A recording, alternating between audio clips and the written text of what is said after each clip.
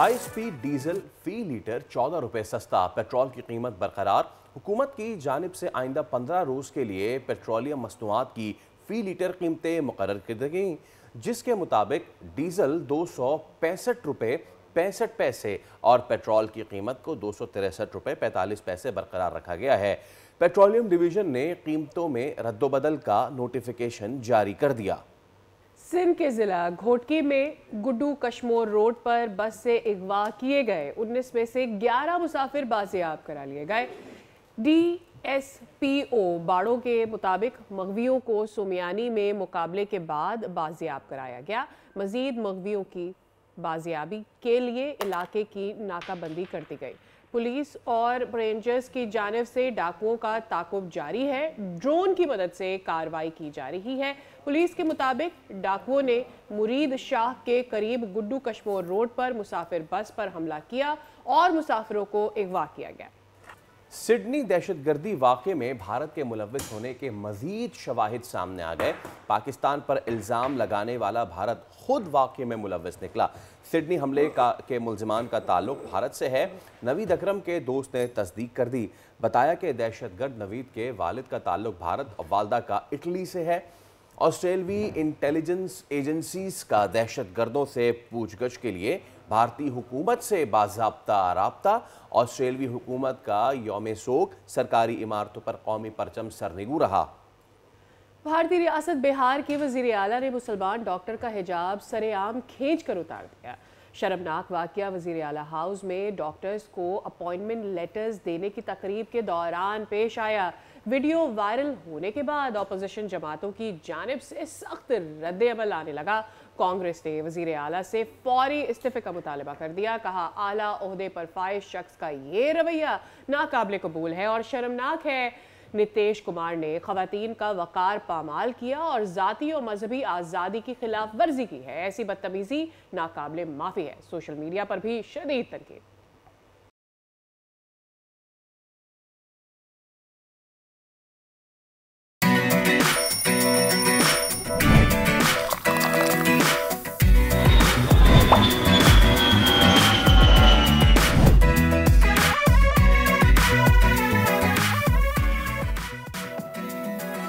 अस्सलाम वालेकुम, खुश आमदीद। आप देख रहे हैं दुनिया बोल है। मैं हूं सैयद फैसल करीम और मैं हूं सानिया सांसद। उम्मीद करते हैं कि आपके दिन का आगाज़ अच्छा हुआ होगा और जब खबर हो अच्छी तो दिन का आगाज़ अच्छा हो ही आ जाता है। और वो खबर ये है कि बैनुल अक़वामी मंडी में पेट्रोलियम की कीमतों में कमी के बाद अब पाकिस्तान में भी इसका अमली असर सामने आ गया है और हुकूमत ने आइंदा 15 रोज़ के लिए पेट्रोलियम मसनूआत की नई कीमतों का ऐलान कर दिया है। बिल्कुल, जो एलामिया जारी किया गया है उसमें बताया गया है कि हाई स्पीड डीजल की कीमत में 14 रुपए फी लीटर कमी की गई है, जबकि पेट्रोल की कीमत बरकरार रहेगी, जो आम सारिफ के लिए अब भी एक सवालिया निशान है। डीजल ट्रांसपोर्ट, ज़राअत और अशिया खुरनोश की तरसील में रीढ़ की हड्डी की हैसियत ज़रूर रखती है और डीजल की कीमत में कमी बराह रास्त सब्जियों, अनाज और रोज़मर्रा के इस्तेमाल की जो अशिया है उस पर असर डाल सकती है। ताहम माजी का तजुर्बा ये भी बताता है हमें कि भाई किरायों और अशिया ज़रूरिया की कीमतें तेज़ी से बढ़ तो जाती हैं जब फ्यूल प्राइसेस ऊपर जाती हैं, मगर जब ये प्राइसेस नीचे आती हैं तो ये अशिया खुरनोश की कीमतें कभी भी कम नहीं होती। आम आदमी की अगर बात करें तो डीजल तो ठीक है, डीजल से ट्रांसपोर्ट और इनको तो होगा, लेकिन मैं, आप और बाकी आम आदमी वो सोच रहे थे कि क्या पेट्रोल की कीमतें भी कम होंगी, तो वो तो नहीं हुई, वो तो बरकरार रही। अब बहुत से लोग ये कह रहे हैं कि डीजल की जो कीमतें कम की गई हैं ये तो एक उस फैक्शन को खुश करने के लिए की गई है जो कि एहतजाज कर रहा था। अब इसके पीछे क्या सच्चाई है और क्या नहीं, ये तो आगे चल के ही पता चलेगा। लेकिन फिल वक्त 14 रुपए की कमी है, बहुत बड़ी कमी है। आम आदमी को अब ये तवक्को पड़ गई है कि अगले 15 दिन बाद जब शेड्यूल आएगा तो कुछ थोड़ी बहुत हल्की फुल्की 5-10 रुपए की कमी पेट्रोल में भी हो जाएगा, तो कैसा रहेगा। Well, yes, you are right. लेकिन मैं अभी इसके ऊपर पढ़ रही थी ना, जस्ट फिगर आउट कि फैसल, आप जानते हैं कि हमारे मुल्क में अप्रॉक्सीमेटली अगर हम 4 व्हीलर्स की बात करते हैं तो पेट्रोल वर्सेस डीजल की गाड़ियों में कोई बहुत ज़्यादा फ़र्क नहीं है। It's 43 for fuel and 47 actually for diesel. And चूँकि हम अक्सर स्मॉग की बात करते रहते हैं, आपको पता है सबसे ज़्यादा डीजल गाड़ियाँ कहाँ इस्तेमाल होती हैं? सबसे ज़्यादा डीजल गाड़ियाँ कहाँ इस्तेमाल होती हैं? पंजाब में। And why I say that because high speed diesel जो होता है वो कितना ज़्यादा मीथेन छोड़ता है, जिसकी वजह से आपकी जो फ़ज़ा है वो पोल्यूट होती है और उसकी वजह से वहाँ का स्मॉग जो हम देखते हैं आए रोज़ पंजाब में एक मसला बना हुआ है। It is because of the big vehicles also getting used यही तो over बात है there ना, वो और तो बिग व्हीकल्स है, तो स्मॉल व्हीकल वालों का क्या कसूर है। खैर चलें, इस पे तो हम आगे चल के बात करेंगे ही। ओवरनाइट एक डेवलपमेंट हुई और जब अब लोग उठ रहे होंगे, जो लोग देर रात नहीं सोते उन्होंने तो महसूस किया, अब जो उठ रहे होंगे उनके लिए हम ये बता दें कि कराची और बलूचिस्तान के मुख्तलिफ इलाकों में ज़लज़ले के झटके महसूस किए गए और शहरियों में ऐसे में खौफ हरास फैला। ज़लज़ला पैमा मरकज़ के मुताबिक ये शिद्दत जो थी ये 5.2 रिकॉर्ड की गई है। इसकी गहराई 12 किलोमीटर थी। अब कई इलाकों में लोग घरों से बाहर भी निकले, ताहम इब्तदाई इत्तलात के मुताबिक किसी जानी माली नुकसान की तस्दीक नहीं हो सकी। बिल्कुल, पुलिस और रेस्क्यू इदारे सूरत हाल का जायज़ा इस वक्त ले रहे हैं और चूंकि खुशकिस्मती से किसी जानी माली नुकसान की इतला नहीं हुई है, अब ये फिगर आउट करना है कि वहाँ जो इमारतें हैं अक्रॉस कहीं उनको तो ऐसा कोई नुकसान नहीं हुआ है जिसकी वजह से बाद में कोई मसला हो, क्योंकि आमतौर पर ऐसा होता है ना फैसल के कोई एक ज़लज़ला आता है उसके आफ्टर शॉक्स होते हैं, आफ्टर शॉक्स कभी उतने मजबूत नहीं, उतने स्ट्रॉन्ग नहीं भी होते, उसके बावजूद हमें नुकसान हो जाता है। एब्सोल्युटली। तो कराची के मुख्तलिफ इलाकों में जिनमें लियारी, सदर, क्लिफ्टन समेत कई इलाके थे जिसमें ये ज़लज़ले के झटके महसूस किए गए हैं। Well, moving on to the next thing, और अमरीकी सदर डोनाल्ड ट्रंप जो हैं वो अब रहते तो हैं ही खबरों में, उन्होंने इस बार क्या किया है, इस बार बरतानवी नशरियाती इदारे BBC के खिलाफ हत्या के इज्जत का मुकदमा दायर कर दिया है। बिल्कुल, ट्रंप का मौक़िफ़ ये है कि 6 जनवरी की तकरीर का जो एडिट शुदा क्लिप सयाक़ सबाक से हटकर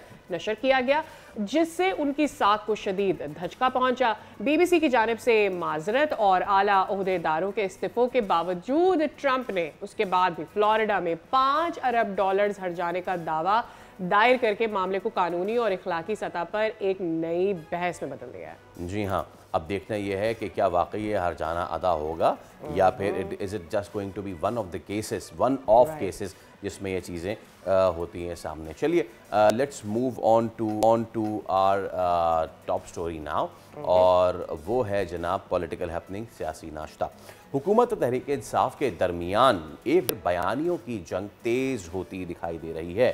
एक तरफ वफाकी हुकूमत बानी PTI से मुलाकात को जेल मैनुअल से मशरूत करके मामले को कानूनी दायरे में रखने की कोशिश कर रही है, दूसरी जानिब PTI क़यादत इसी मुलाकात को सियासी दबाव और मज़ाहमती अलामत बनाकर पेश कर रही है। एब्सोल्युटली। अच्छा, इस पर अता तारड़ साहब का बयान भी आया है और बयानात में ना सिर्फ जेल सहूलियात का जिक्र उनकी जानिब से किया गया है, बल्कि ये तासुर भी दिया जा रहा है कि PTI अब स्ट्रीट पावर खो चुकी है। इसके बरक्स हम ये भी जानते हैं कि वज़ीर आला खैबर पख्तूनख्वा और अलीमा खान के बयानात भी ऑन पेपर्स हैं जो कि खबरों में गर्दिश भी कर रहे हैं। मज़ाहमती सियासत की बात की जा रही है और मुलाकात, एहतजाज और आज़ादी की जो बातें की जा रही हैं, नारे लग रहे हैं, बयानिया बनाया जा रहा है, वो भी मेरे ख्याल में सामने रखने की चीज़ है, which actually creates the whole scenario कि इस वक्त चल क्या रहा है। असल सवाल ये है कि आया मुलाकात का इंदिया सियासी दर्जा हरारत कम करेगा या एक नई मुहास आराई की बुनियाद बनेगा, क्योंकि एक तरफ मफाहमत की बात हो रही है, दूसरी तरफ डी चौक और कफन जैसे बयान जो हैं उनको माहौल मजीदा गरमा रहे हैं, मजीदा कशीदा बना रहे हैं। इसी पर बात कर लेते हैं। हमारे साथ मौजूद है सीनियर इनका पर्सन और तजियाकार आदिल अब्बासी। अस्सलाम वालेकुम आदिल, बहुत शुक्रिया आपके वक्त के लिए। Good morning to you. PTI Pakistan Tehreek Insaf की जानिब से बानी की रिहाई, उनसे मुलाकातों और एहतजाजी रवैये ने मुल्क की मौजूदा सियासी सूरत हाल को एक तरफ कर दिया है। अपोजिशन का किरदार नज़र नहीं आता है, जहां उन्होंने बात करनी होती है वहां से वॉकआउट कर जाते हैं। हुकूमती वज़रा और तर्जुमान सब अच्छा है कि नवीद सुनाते हैं, तो क्या वाकई सिचुएशन ऐसी है? ये कह रहे बात कि एक मुल्क की बड़ी अपोजिशन पार्टी जो है उसका सिर्फ फोकस इसी बात पर रह गया कि उसके बानी की रिहाई हो। मुल्क में इश्यूज़ हैं, उन इश्यूज़ को डिस्कस करने के बजाय वो सिर्फ सब कुछ अपनी पॉलिटिक्स एक दायरे में लेके चले गए हैं, और प्रोविंशियल गवर्नमेंट जो उनकी है उसका भी सारा फोकस इस वक्त अपेरेंटली यही है। बहरहाल कोई ऐसा आपको बड़े डेवलपमेंट्स या प्रोजेक्ट्स उनके सूबे में जहाँ हुकूमत है वहाँ भी नहीं नज़र आते। लेकिन जो अपोजिशन का किरदार उन्हें अदा करना चाहिए था, चाहे वो महंगाई के ऊपर था, चाहे वो बेरोज़गारी के ऊपर था, चाहे वो और जो पाकिस्तान में सीरियस इश्यूज़ हैं उस पर था, वो उससे हमें कासर नज़र आते हैं, उससे मुबर्रा नज़र आते हैं। तो ये एक अनफॉर्चुनेट है। ज़ाहिर है वो अपना साइड बाय साइड ये दोनों चीज़ें चला सकते थे, लेकिन उन्होंने अपना सारा फोकस, क्योंकि मसला ये है कि बानी चेयरमैन का मिजाज भी पॉलिटिक्स का ऐसा ही है कि अगर वो इन कामों पे लग गए तो वो यकीनन फिर कभी leader of the opposition change कर रहे होंगे, कभी चीफ मिनिस्टर चेंज कर रहे होंगे, कभी अपना पॉलिटिकल जो सियासी पार्टी है पार्टी जो बनाते हैं अपना पॉलिटिकल लोगों की वो ख़त्म कर देते हैं, कभी लॉयर्स की पार्टी जो बनाते हैं, ग्रुप बनाते हैं, वो ख़त्म कर देते हैं। सो वो फिर इस फोकस पे चले जाते हैं कि इसको हटाओ उसको हटाओ। तो मुझे लगता है पार्टी एक तरह से मजबूर भी है कि उनके पास सिवाय उनकी रिहाई की बात करने के बाज़ जो बड़े इशूज़ हैं उस पर पॉलिटिक्स कहना नहीं बचता। बिल्कुल नहीं, वज़ीरों के कहने से सब अच्छा ही नहीं हो जाता। बड़े सीरियस चैलेंजेस हैं, बहुत महंगाई से रिलेटेड और कई इशूज़ हैं जिनके ऊपर हुकूमत को तवज्जो देनी चाहिए, जो लोगों के सीरियस कंसर्न्स हैं इन्फ्लेशन से रिलेटेड, या और भी बहुत सारे मैटर्स हैं, लेकिन उसमें अपोजिशन मिसिंग लिंक है, ये आप ठीक कहते हैं बात। अच्छा आदिल, हमें ये तो पता है कि बानी पीटीआई समवे वन वे और दी अदर, और इवन उनके दीगर जो हम देख रहे हैं आला ओहदेदारान हैं पार्टी के, they know how to stay in the news. कुछ ना कुछ हो ही रहा होता है जिसकी वजह से they are always in the news, getting discussed, and I am sure every day हम पीटीआई की बात कर रहे होते हैं। लेकिन आपको लगता है इस सब के बावजूद भी ये जो कफन और आज़ादी का बयानिया है, ये उनके लिए किसी भी तौर से फ़ायदेमंद साबित हो सकता है? हाँ है, लेकिन उन्हें लगता है कि अब वो कॉर्नर हो चुके हैं और उनके पास सिवाय इस किस्म की सियासत की कोई रास्ता नहीं बचता। हालांकि ये बड़ा अनफॉर्चुनेट है कि आप देखिए, आप पॉलिटिक्स करने आए हैं, पॉलिटिकल स्ट्रगल आप कर सकते हैं, आप मूवमेंट्स चला सकते हैं, आप जलसा कर सकते हैं, आप धरना कर सकते हैं। ये बात ठीक है कि वो आपका धरना आपको नहीं अब करने देते उस तरह जैसे आपको पहले फैसिलिटी थी, स्टेट आपको नहीं करने देती। ये बात भी ठीक है कि आप जलसे करते हैं, हो सकता है आपको वेन्यू ना मिलते हो जहाँ पर आप करना चाहते हैं, लेकिन आप बहरहाल अपने सूबे में कर लेते हैं, या फिर आप अगर चाहें तो कहीं ना कहीं कर सकते हैं। ज़रूरी नहीं कि उसी वेन्यू पे आप करें जहाँ आप चाहते हैं। तो वो जलसों और धरनों वाली जो पॉलिटिक्स है, आप अपनी अपोजिशन उसके ज़रिए भी कर सकते हैं, इसमें कोई शक नहीं है। लेकिन जो सियासत मरो मारो आज़ादी या मौत वाली है, देखिए आप कोई फोर्स तो नहीं है, आप कोई मिलिटेंट ग्रुप नहीं है, आप कोई एक्सट्रीमिस्ट ग्रुप नहीं है, आप एक पॉलिटिकल पार्टी हैं। लेकिन जब एक पॉलिटिकल पार्टी शिफ्ट लेती है जिस पे ऑलरेडी 9 मई जैसे मसले का बर्डन हो, तो वो किस हद तक जो है वो अपनी सियासत को बचा सकेगी। जितना अगर आप एग्रेसिव जाएंगे तो उतना ही एग्रेसिव रिस्पॉन्स स्टेट की तरफ से भी आपको आएगा, क्योंकि आप फेडरल गवर्नमेंट को तो नहीं चैलेंज कर रहे हैं, टारगेट कर रहे हैं। सो आप एस्टैब्लिशमेंट को चैलेंज कर रहे हैं, जितना आप सख्त जाएंगे उतना ही सख्त वो आप पर आएंगे और आपकी सियासत को उसका नुकसान होगा, जिस पे बैन होने की बातें भी चल पड़ती हैं, गवर्नर राज की बातें भी चल पड़ती हैं। ये सब कुछ मैं मानता हूँ इतना आसान नहीं है कि आप गवर्नर राज लगा लें या बैन भी कर लें एक बड़ी पॉलिटिकल पार्टी को। लेकिन इशू ये है कि आप उससे अचीव क्या करना चाहते हैं। आप बाय फोर्स जो अचीव करना चाहते हैं वो नहीं कर सकेंगे। आपको स्लो एंड ग्रेजुअल प्रोसेस के जरिए गवर्नमेंट को टारगेट करके और अपनी पॉलिटिक्स को ज़िंदा रखना होगा। अगर आप जिस तरफ जाकर अपनी पॉलिटिक्स ज़िंदा रखना चाहते हैं वहाँ आपको नुकसान होगा। हमें हिस्ट्री तारीख तो पाकिस्तान की यही बताती है। आपने 9 मई का भी आदिल जिक्र किया। अब ऐसे में ना बहुत से लोग तो उसी वक्त छोड़ गए थे पीटीआई, खैर बात कह दिए थे देर सवेर। अब लेकिन जाहिर सी बात है कि उनके एलिजेंस भी है इमरान खान से और वो अभी भी गुफ्तगू होती है तो वो मशवरा ज़रूर देते हैं, ऑल्दो कि वो पार्टी का हिस्सा नहीं है। इमरान इस्माइल और महमूद मौलवी ने कुछ मुफीद मुखलिसाना मशवरे दिए हैं। पार्टी इन मशवरों को संजीदा सीरियस लेती है, लेगी, क्या कहते हैं? हाँ, ये देखिए पार्टी के पुराने लोग हैं, सीनियर लोग हैं, अहम ओहदों पे पोजीशंस पे रहे हैं। बानी चेयरमैन के पुराने ताल्लुक और दोस्ती भी इन लोगों के साथ रही है, लेकिन मुझे नहीं लगता इनकी बात को कोई सीरियस लेगा। पार्टी इनको अब अपना हिस्सा ही नहीं समझती तो इनको सीरियस कैसे लेगी। तो ठीक है कि ये किसी हद तक अपना कथारसिस कर रहे हैं, लेकिन मुझे नहीं लगता कि इनको कोई पार्टी के अंदर या इनके स्टेटमेंट को कोई सीरियस लेगा। कुछ एलिमेंट्स ऐसे होंगे पार्टी में जो चाहते होंगे इस तरह के लोग आगे बात करें और हमारे लिए कुछ रिलीफ क्रिएट हो, लेकिन उन एलिमेंट्स की पार्टी के अंदर चलती नहीं है। इंतज़ामी यूनिट्स के बड़े मामला चल रहे हैं ना, इस किस्म के इक़दाम आप क्या समझते हैं नागुज़ीर हो चुके हैं? वफाक इस बारे में कितना सीरियस है और आइंदा कानून साजी में कोई तब्दीली आपको होती नज़र आती? देखिए वफाक तो बहुत सीरियस है इस मसले पर और बहुत संजीदगी से काम कर रहा है। और जिस तरह आपने बात की है कि जो एडमिनिस्ट्रेटिव यूनिट्स की बात की है और भी कुछ इश्यूज़ हैं जिसको लेकर वफाक, यानी मैं आपको एडिशनल बता देता हूँ, ये जो वाटर का उसका इशू है, रिसोर्सेज का, ये भी वफाक के इस वक्त टेबल पे जो है वो मौजूद है। पॉपुलेशन का जो इशू है ये इस वक्त उनकी टेबल पर है। हेल्थ, बल्कि आप देखें अभी मैं 2 रोज़ कबल खबर देख रहा था कि जिना अस्पताल से मेडिसिन जो है वो गायब हैं, नहीं मिल पा रही, और कई अस्पतालों का आप हाल देख लें, चाहे वो वफाक के मातहत हों या सूबों के, वहाँ पर बड़े संजीदा इश्यूज़ हैं, लोगों के हेल्थ के बड़े सीरियस इश्यूज़ हैं। सो ये 4-5 चीज़ों को बहुत ज़्यादा वफाक संजीदगी से ले रहा है। और NFC अवार्ड जो 18 अमेंडमेंट के बाद से एक चैलेंज बना हुआ है वफाक के लिए, मतलब 18 अमेंडमेंट बुरी चीज़ नहीं है, लेकिन एनएफसी का जो शेयर है उसमें हमें पता है कि प्रोविंसेस इतने पावरफुल हो गए हैं जो कंकरेंट लिस्ट के खात्मे के बाद, और जो फाइनेंसेस उनको मिले हैं कि वफाक के हाथ में कुछ नहीं रहा। सो वफाक बहुत संजीदगी से एडमिनिस्ट्रेटिव यूनिट्स बनाना चाहता है, लेकिन और अगर आप मुझसे मेरी राय लें तो मैं भी समझता हूँ पाकिस्तान में इंतज़ामी यूनिट्स बनने चाहिए और पाकिस्तान में मज़ीद प्रोविंसेस बनने चाहिए ताकि उसको आप लोकल लेवल पर स्मॉल स्केल के ऊपर उन इशूज़ को डील कर सकें। लेकिन इसमें पीपल्स पार्टी एक बहुत बड़ी रुकावट है और पीपल्स पार्टी की एक बहुत बड़ी रेजिस्टेंस है। और फिर इसमें हालांकि अगर आप पीटीआई के लोगों को सुने तो वो आपको एडमिनिस्ट्रेटिव यूनिट्स की हिमायत करते दिखाई देंगे, लेकिन यहाँ पीपल्स पार्टी जो है वो रुकावट है। तो मुझे लगता है वफाक तो बहुत सीरियस है। लेजिस्लेशन आइंदा हाँ बिल्कुल कुछ भी हो सकता है। मुझे नहीं लगता कि पीपल्स पार्टी ज़रा कहने की हद तक तो ज़रूर उसने बड़ी स्ट्रॉन्ग पोजीशन ली हुई है, लेकिन अगर अब सादा अक्सरियत वालों ने फैसला कर लिया तो देयर इज़ अ पॉसिबिलिटी कि वी विल सी चेंजेस और these kind of amendments in 28 amendment. बहुत बहुत शुक्रिया आदिल, इसकी डिटेल्स आप हमारे साथ दें, शेयर करें। यस, अब जरा आगे बढ़े। आगे बढ़ने से पहले कल एक वाकया हुआ भारत में, और उसने एक बार फिर भारत का जो वो एक सेक्युलर चेहरा था उसका जो है वो मैस्कॉट जो था ना वो उतार के फेंक दिया। भारत में बिहार, उसके वज़ीर आला नीतीश कुमार। नीतीश कुमार कौन है जी? नीतीश कुमार वही हैं जो हालिया दिनों में उन्होंने मोदी को ना बड़ा फेवर किया। अब एक नए तनाज़े की जद में आ गए हैं और पटना में एक सरकारी तकरीब के दौरान ये वीडियो सामने आई, ये आप देख सकते हैं। इसमें देखा जा सकता है नीतीश कुमार एक मुसलमान खातून डॉक्टर हैं, उनके करीब जाते हैं और उनका हिजाब खींच कर नीचे कर देते हैं, और इस मामले में वो हंस भी रहे, मुस्कुरा भी रहे। ये वाक़या उस वक्त पेश आया है सादिया जिस वक्त जो डॉक्टर्स थे ना उनमें तकरीरी के लेटर्स तकसीम किए जा रहे थे। ये वीडियो अब वायरल हुई है। इसके बाद अपोजिशन जमातें वहाँ की इस इक़दाम पे शदीद और उनका आप अगर बॉडी लैंग्वेज नीतीश की देखने की कोशिश करें, उनको लग रहा है कि यहाँ पर कोई मजाक चल रहा है। मतलब एक सोच ये होती है कि आप किसी के साथ किसी सोची समझी तय एक सोच होती है आपकी कि आप ये करना चाह रहे हो, उसके पीछे आप हैं।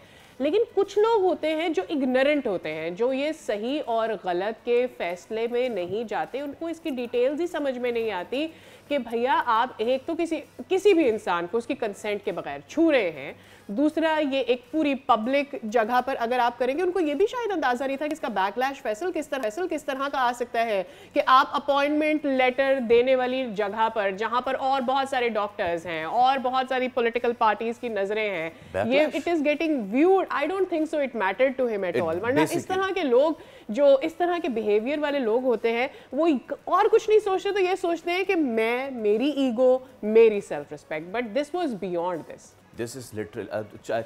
बात ये नहीं है कि ये मुसलमान है और इनके साथ ऐसा हुआ। एब्सोल्युटली, इन खातून का कोई भी मजहब, कोई भी बैकग्राउंड होता, इतनी लिबर्टी कोई ले ही नहीं सकता शख्स कि वो एक हद से आगे हाथ बढ़ाए और उसके बाद उसके किसी एप्रल को, किसी कपड़े के हिस्से को इस तरह से टच करे। भारत जो है आजकल खबरों में तो है ही, कोशिश करता है भारत के जिन खबरों में वो रहे उसको वो स्पिन कर दे। लेकिन अब हुआ ये है, की भी आकाश करती है फैसल, जो बनाई जा रही है, जिसको फैलाने की कोशिश की जा रही है। अब खबर जो मैं कह रहा था ना कि जो स्पिन कर देता है भारत, वो सिडनी में जो वाकया पेश आया और उसको तो हम सबको पता है कि क्या हुआ है, उसमें बहुत अफसोसनाक वाकया है।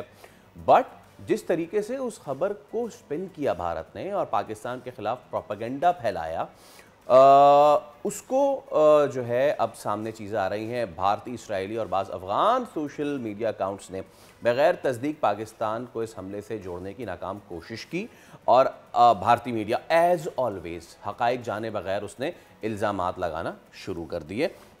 बिल्कुल, और ये पहली दफ़ा ऐसा होने नहीं जा रहा, लेकिन जितनी दफ़ा भारत की जानिब से इस तरह का कोई प्रोपेगेंडा किया जाता है, उनको मुंह की खानी पड़ती है। And this was one of the times. इसी पर बात करते हैं। सैयद मोहम्मद अली साहब हमारे साथ मौजूद है, आप माहिर बैन अक़वामी अमूर के।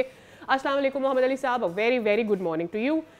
परसों जब ये खबर सामने आई थी तो हम सब इस पर परेशान थे कि इस तरह के वाक़यात बढ़ रहे हैं, लेकिन इंडिया इसलिए परेशान था कि उसने ये सारा का सारा इल्ज़ाम पाकिस्तान पे कैसा धरना है।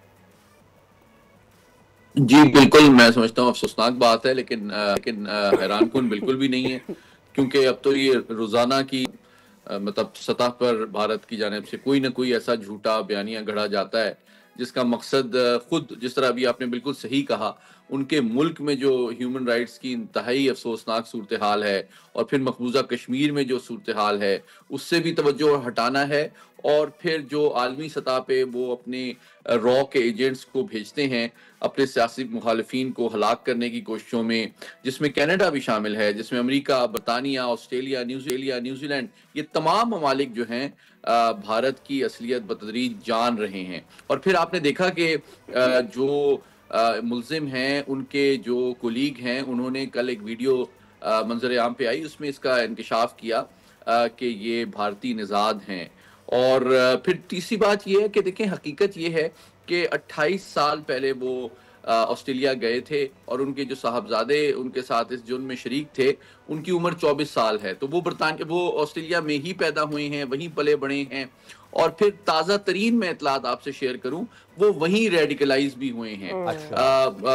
वहीं पे उनका कुछ सलफी इदारों से ताल्लुक भी था। और बिल्कुल अभी चंद घंटे पहले CNN ने भी ये खबर ब्रेक की है कि 1 महीना पहले इन बाप बेटा ने फिलिपीन का जो है वो सफ़र भी किया था और उनकी गाड़ी से दाइश के झंडे भी बरामद हुए हैं।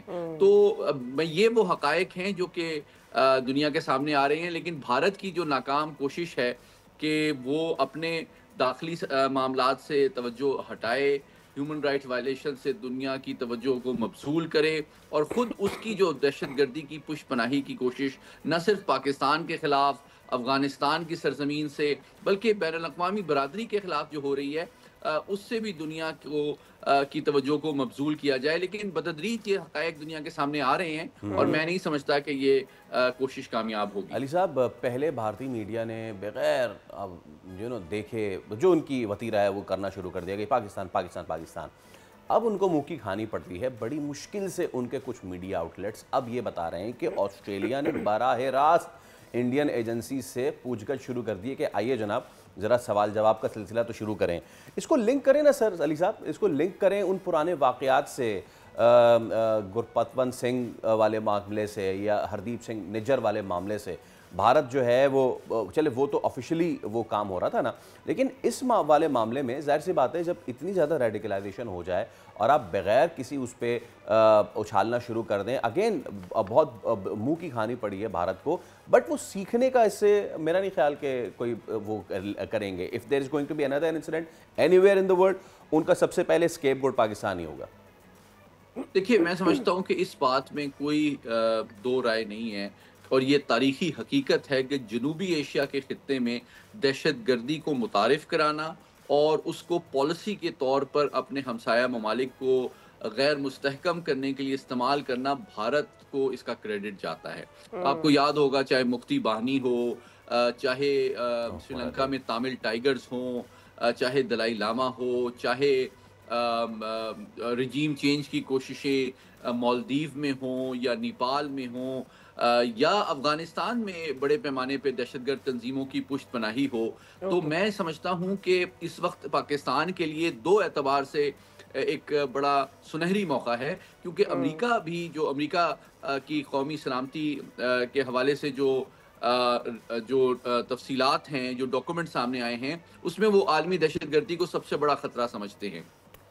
और वो समझते हैं कि अफ़गानिस्तान से जिस अंदाज में बड़े पैमाने पे हथियार छोड़ के गैर जिम्मेदारी के ज़रिए से उनकी अफवाज निकली थी, उसके नतीजे में इन दहशतगर्द तंजीमों को मज़ीद कुबक हासिल हो गई है, हथियार हासिल हो गए हैं और उनकी सलाहियत में इजाफा हो गया है। और भारत जो है अब इससे फ़ायदा भी उठा रहा है, और इसको पाकिस्तान को डिस्टेबलाइज करने के लिए तो वो पहले इस्तेमाल कर ही रहा था। लेकिन मैं बताना ये चाहता हूँ कि इस वक्त भारत जो है वो इस पॉलिसी को कि वो जनूबी एशिया को गैर मुस्तहकम करे, आलमी सतह पर ले गया है। और वो अमेरिका के अंदर भी उसने लोगों को हलाक करने के लिए अपने इंटेलिजेंस एजेंट भेजे, बरतानिया में भेजे, कनाडा में भेजे, इवन ऑस्ट्रेलिया और न्यूजीलैंड में भी इसमें तशवीश पाई जाती है। तो और ये जो आपने बात शेयर की है, ये बहुत इंपॉर्टेंट है कि बाज़ाब्ता तौर पे ऑस्ट्रेलिया की इंटेलिजेंस एजेंसी ने भारतीय हुकाम से रुजू किया है इन्वेस्टिगेशन के लिए, इन मुल्ज़िमान के हवाले से उनके बैकग्राउंड, उनके मकासद को समझने के लिए। ये इस बात का सबूत है कि उनके पास ऐसे शवाहिद आ चुके हैं कि वो समझते हैं कि भारत इसमें इन्वॉल्व हो सकता है और उनको सरकारी सतह पर इन्वॉल्व करना ज़रूरी है। राइट अच्छा, आपको लगता है कि ये जो डिनाइल की पॉलिसी है भारत की जानिब से, और फिर eight the same time Pakistan को ड्रेन करने की, फाइनेंशियली ड्रेन करने की, क्योंकि कोशिश यही लगती है, चाहे फिर वो फैटफ वाला मामला था, चाहे फिर इस मामले पर या इससे पहले होने वाले वाक़यात, या फिर जितने भी फॉल्स फ्लैग क्रिएट किए जाते हैं, उसकी कोशिश उसके पीछे यही होती है कि पाकिस्तान को हर एंगल से जिस जगह पर भी नीचा दिखाया जा सकता है आप दिखाएं। लेकिन ये अब दुनिया इस पर बात कर रही है कि इसका नुकसान इंडिया को ज़्यादा हो रहा है, because every time they do it. इससे पहले जो उनका फॉल्स फ्लैग था, उन्होंने आर्टिफिशियल इंटेलिजेंस के थ्रू जो तस्वीरें मीडिया में शेयर की थी, वो सारा it fold back on them, right. And लोगों ने इस बारे में बात करना शुरू कर दी उनके मेन स्ट्रीम मीडिया के बारे में कि भाई वो ये सोचते हैं कि एक कहानी बनाओ और फिर उस कहानी को बना के उसके साथ वो झूठे स्टैट्स जो है बनाकर उनको लेकर आओ और उस कहानी को सच करने की कोशिश करो। वो मुसलसल इसमें नाकाम हो रहे हैं। डू यू फील कि ये डिनाइल उनको बहुत देर पा नुकसान देने वाला है? कि मैं समझता हूँ आपकी बहुत अहम बात की, 3 पहलू उसमें बड़े इंपॉर्टेंट हैं। एक हकीकी पहलू है और एक परसेप्शन का पहलू है। हकीकत यह है कि मई के महीने में पाकिस्तान ने अल्हम्दुलिल्लाह जो इबरतनाक शिकस्त भारत को दी है, उसकी वजह से उसकी ताकत का घमंड जो है और गरूर खाक में मिल गया है, और अमेरिका को जो उसको तवक्कुआत थी कि ये चीन के खिलाफ एक हरावल दस्ता साबित होगा, वो गलतफहमी अमेरिका की भी दूर पाकिस्तान ने अल्हम्दुलिल्लाह कर दी है। दूसरी बात ये है कि वो जिस तरह का झूठ का सहारा लेते हैं, मीडिया का सहारा लेते हैं, बॉलीवुड का सहारा लेते हैं, एक परसेप्शन मैनेजमेंट के लिए, अपने अवाम को भी गुमराह करने के लिए और आलमी सतह पे भी बरादरी को गुमराह करने के लिए, वो दोनों चीज़ें नाकाम होती जा रही हैं। और तीसरा पहलू उसका ये है, इसके नतीजे में जो उनकी सलाहियत है और उनके मीडिया के ऊपर एतमाद है, वो खुद उनकी अवाम और आलमी बरादरी का बतदरीज कम हो रहा है। तो मैं समझता हूँ ये खुशाइन बात है कि हक़ाइक़ अब दुनिया के सामने आ रहे हैं और इसके नतीजे में भारत की हकीकत और उसके मीडिया को ज़्यादा संजीदगी और हकीकत पसंदाना अंदाज में अब आलमी बरादरी देखेगी और उनके ऊपर एतमाद और एहतराम में हर गुजरते हुए रोज़ के साथ कमी आ रही है। Okay sir, just one last thing, मेरे पास सिर्फ 30 सेकेंड है, आप इस पर रिस्पॉन्ड कीजिएगा। नीतीश कुमार बिहार के वज़ीर आला ने जो ओछी हरकत की है, मैं चाहूँगा few comments from your side sir. जी, मैं समझता हूँ ये इस बात का सबूत है कि वो जो मुस्लिम ट्रेडिशंस हैं, मुस्लिम अकायद हैं, मुस्लिम वे ऑफ लाइफ है, ये बराह रास्त हिंदू इंतहा पसंद सियासी क़यादत का उसके ऊपर हमला है, जिसकी जितनी भी आलमी सतह पे मजम्मत की जाए कम है। ठीक है, बहुत शुक्रिया मोहम्मद अली साहब, thank you so much for your time. तो देखना यही है कि भारत जो है वो इस बार अपने इस जो वीव किया है उससे कैसे निकल पाता है। It's an interesting time for being an Indian media person. But I think जितना वो पाकिस्तान का नाम लेते हैं और झूठा प्रोपेगेंडा करते हैं, Pakistan should sue them for all the false information that they try to say and try to demean Pakistan. Pakistan should sue them in international courts. Actually Pakistan को उन्हें सू करना चाहिए ताकि उनको पता चले कि एक्चुअली आप झूठ का पलंदा बना के जो खबरें फैलाते हैं उनका नुकसान क्या है। पहली फुर्सत में इस पे सरकारी जो है वो तरफ से कंडेमनेशन आनी चाहिए। ऑपरेशन बनाने मनसूस के टाइम पे वी वर ऑलरेडी, तो हम उस वक्त उनके फॉल्स प्रोपेगेंडा का यहाँ से भी बैठ के मुकाबला कर रहे थे। इन सारे मामलों में भी फौरन से चीज़ आनी चाहिए। इसी के साथ एक ब्रेक ले रहे हैं, हमारे साथ रहिए।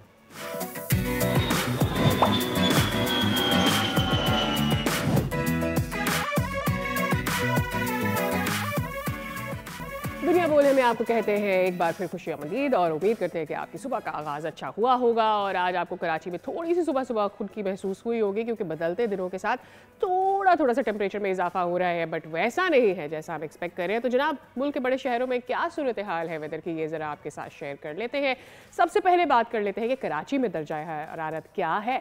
मतलब अबर आलूद रहेगा और इसके साथ मिनिमम टेम्परेचर जो है वो 14 पे रहेगा, ज़्यादा से ज़्यादा 29 तक जाने का इम्कान है। जबकि क्वेटा में सर्द हवाओं के साथ मतलब आज अबर आलूद और कम से कम दर्जा हरारत 1 और ज़्यादा से ज़्यादा 18 डिग्री सेंटीग्रेड तक रहने का इम्कान है। चले पंजाब का भी जिक्र कर लेते हैं, मुल्तान का रुख करते हैं। यहाँ पर सुबह से हम देख रहे हैं फॉग भी है और स्मॉग भी है और दर्जा हरारत मिनिमम जो है वो 9 रहने का इम्कान है और ज़्यादा से ज़्यादा 24 तक जा सकता है, जबकि लाहौर में भी मतला धुंध आलूद रहने का इम्कान जाहिर किया जा रहा है और शहर में आज कम से कम दर्जा हरारत 9 और ज़्यादा से ज़्यादा 23 रह सकता है। इस्लामाबाद का जिक्र कर लेते हैं, जहां पर कल हमने देखा कि मतला साफ था, लेकिन आज यहां भी मतला धुंध आलूद रहने का इम्कान जाहिर किया जा रहा है और बताया जा रहा है कि कम से कम टेम्परेचर 9 और मैक्सिमम 23 को हिट कर सकता है, जबकि पेशावर में मतला जुज़वी तौर पर अबर आलूद रहेगा और इसके साथ साथ यहाँ का टेम्परेचर रहेगा मिनिमम 9 और ज़्यादा से ज़्यादा 23 डिग्री तक जा सकता है।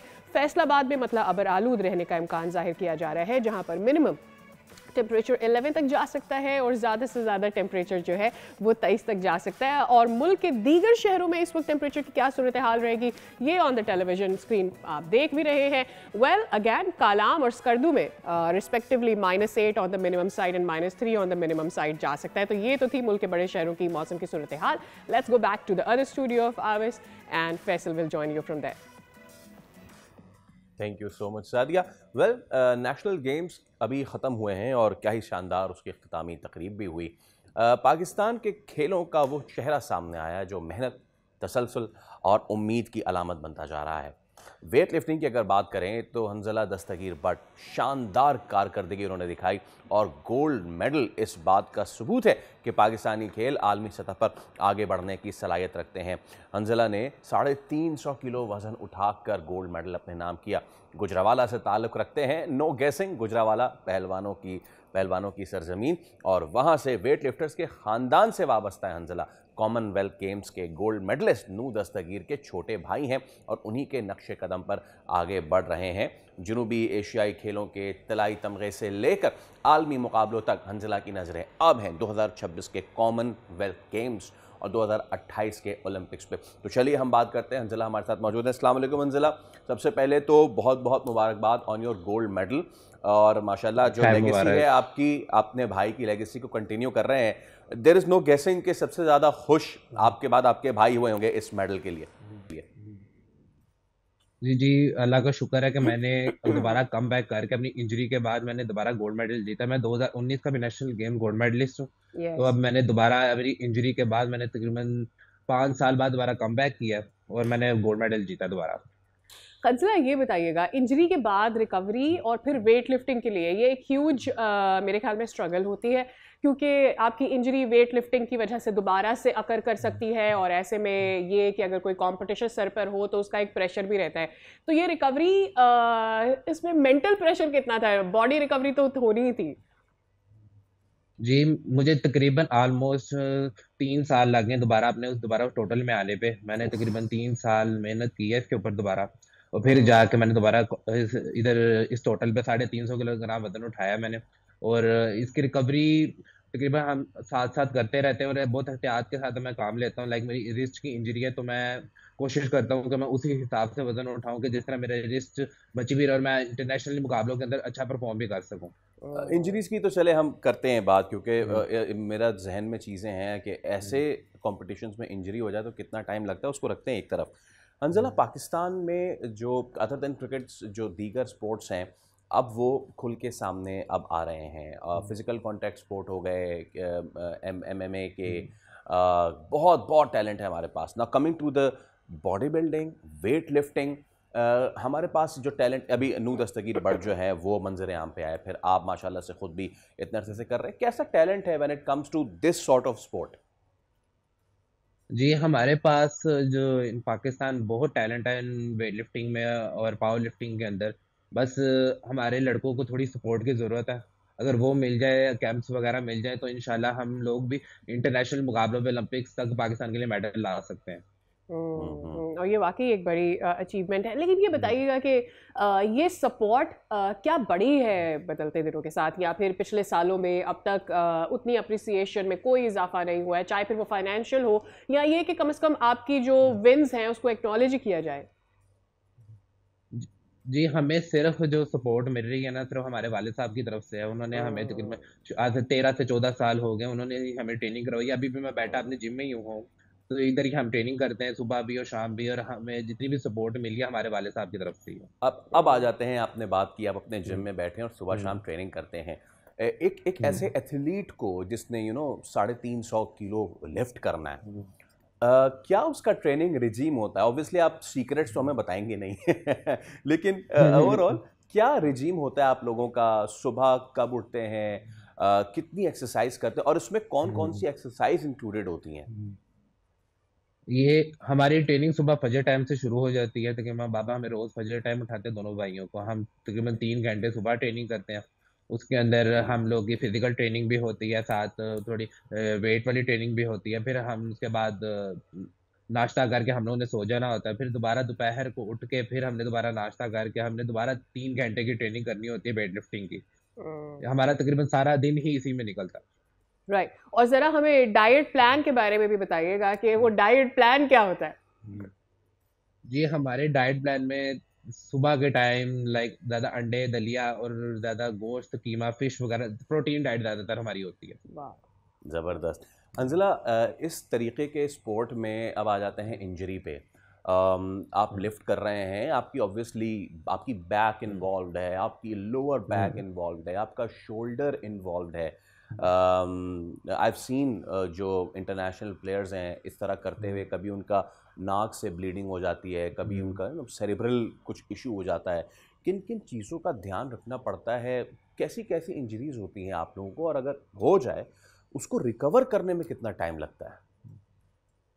इंजरीज में तकरीबन मैं अभी आपके सामने हूं ना, मुझे भी 3 जगह पे इंजरीज निकली हुई हैं। ठीक है, लेकिन ये खेल का हिस्सा ही है, हमारी खेल का हिस्सा ये हमें होती है। ये हमें साथ साथ इसको रिकवर करना होता है, डाइट से रिकवर करते हैं हम। साथ साथ हम स्टीम बाथ, सोना बाथ लेके इन चीज़ों से हम इसको रिकवर करते रहते हैं साथ साथ आइसिंग करके। ओके, हम्म। ये राइट आपने अच्छी बात अच्छा बताई, ये स्टीम भी सोना। बताइएगा कि ये अब हमने ये तो बात कर ली, आप अभी कह रहे हो मेरे पास अभी ऑलरेडी आपको ये 3 इंजरीज हैं।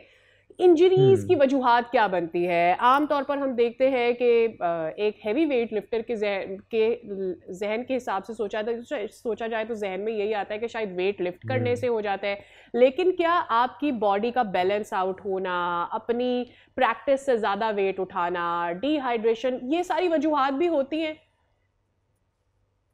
जी होती हैं, लेकिन हमारी जो ज़्यादा असल ये सिर्फ ट्रेनिंग का एक हिस्सा होती है इंजरीज। ये हमारी जो लिफ्टिंग है ना, इसमें ट्रेनिंग का हिस्सा है ये। तकरीबन हम इसको ऐसे रिकवर करते हैं कि लाइक एक अगर हमें ज़्यादा इंजरी हो रही है, हम अगले दिन थोड़ी लाइट ट्रेनिंग कर लेते हैं, थोड़ी हल्की ओके, कर लेते हैं। इस तरह इसको हम ऐसे लेके आस्ता आस्ता चलते हैं। ट्रेनिंग नहीं छूटती। अच्छा सर, आखिर में ये जी बताइए, नज़रें अब हैं कहाँ? कॉमनवेल्थ पे और उसके बाद ओलंपिक्स पे। क्या सिचुएशन है, क्या तैयारी है? जी, इंशाल्लाह इस बार मेरी पूरी नज़रें कॉमनवेल्थ गेम्स के ऊपर। लास्ट टाइम मैं हार गया था, तकरीबन लास्ट पोजीशन पे आया था मेरी इंजरी की वजह से। लेकिन इंशाल्लाह इंशाल्लाह इस बार जो 2026 की कॉमनवेल्थ गेम्स है ना, मैं इंशाल्लाह पाकिस्तान के लिए गोल्ड मेडल लेके आऊंगा और साथ नए रिकॉर्ड भी करूंगा। इंशाल्लाह। और मैं इंशाल्लाह। मैं आपने बात की ना सपोर्ट की, अंजला, हम्म, ठीक है वालिद की सपोर्ट है, लेकिन हम्म। आउट एंड आउट अगर इसमें आप कुछ नाम लेना चाहें, किससे आप अपील करेंगे कि भाई मैं I want to win Commonwealth, I want to win Olympics? किस किस की इंटरवेंशन चाहेंगे आप? जी, हम हमारे बाबा ने शुरू से यही हमें सिखाया कि हमने ना किसी के शुरू में सपोर्ट मिली है। उन्होंने कहा है कि आप करके दिखाओ, आपके पास उन्होंने इतनी हमें सहूलियत दे दी है कि हमें ज़रूरत नहीं है, हम इंशाल्लाह उनके बगैर ही करके दिखाएंगे। All right. बहुत शुक्रिया Khansla for your time and one more time बहुत बहुत नए आपके आने वाले इवेंट्स के लिए, जिसके लिए आप तैयारियां करें, और उम्मीद करते हैं कि आपकी इंजरीज भी जल्द से जल्द ठीक हो जाए ताकि आप विन करें अपने लिए भी और हमारे लिए भी, और हम एक दफ़ा फिर से आपको वेलकम कर सकें। With that we are taking a little bitty break, इसके बाद देखते हैं।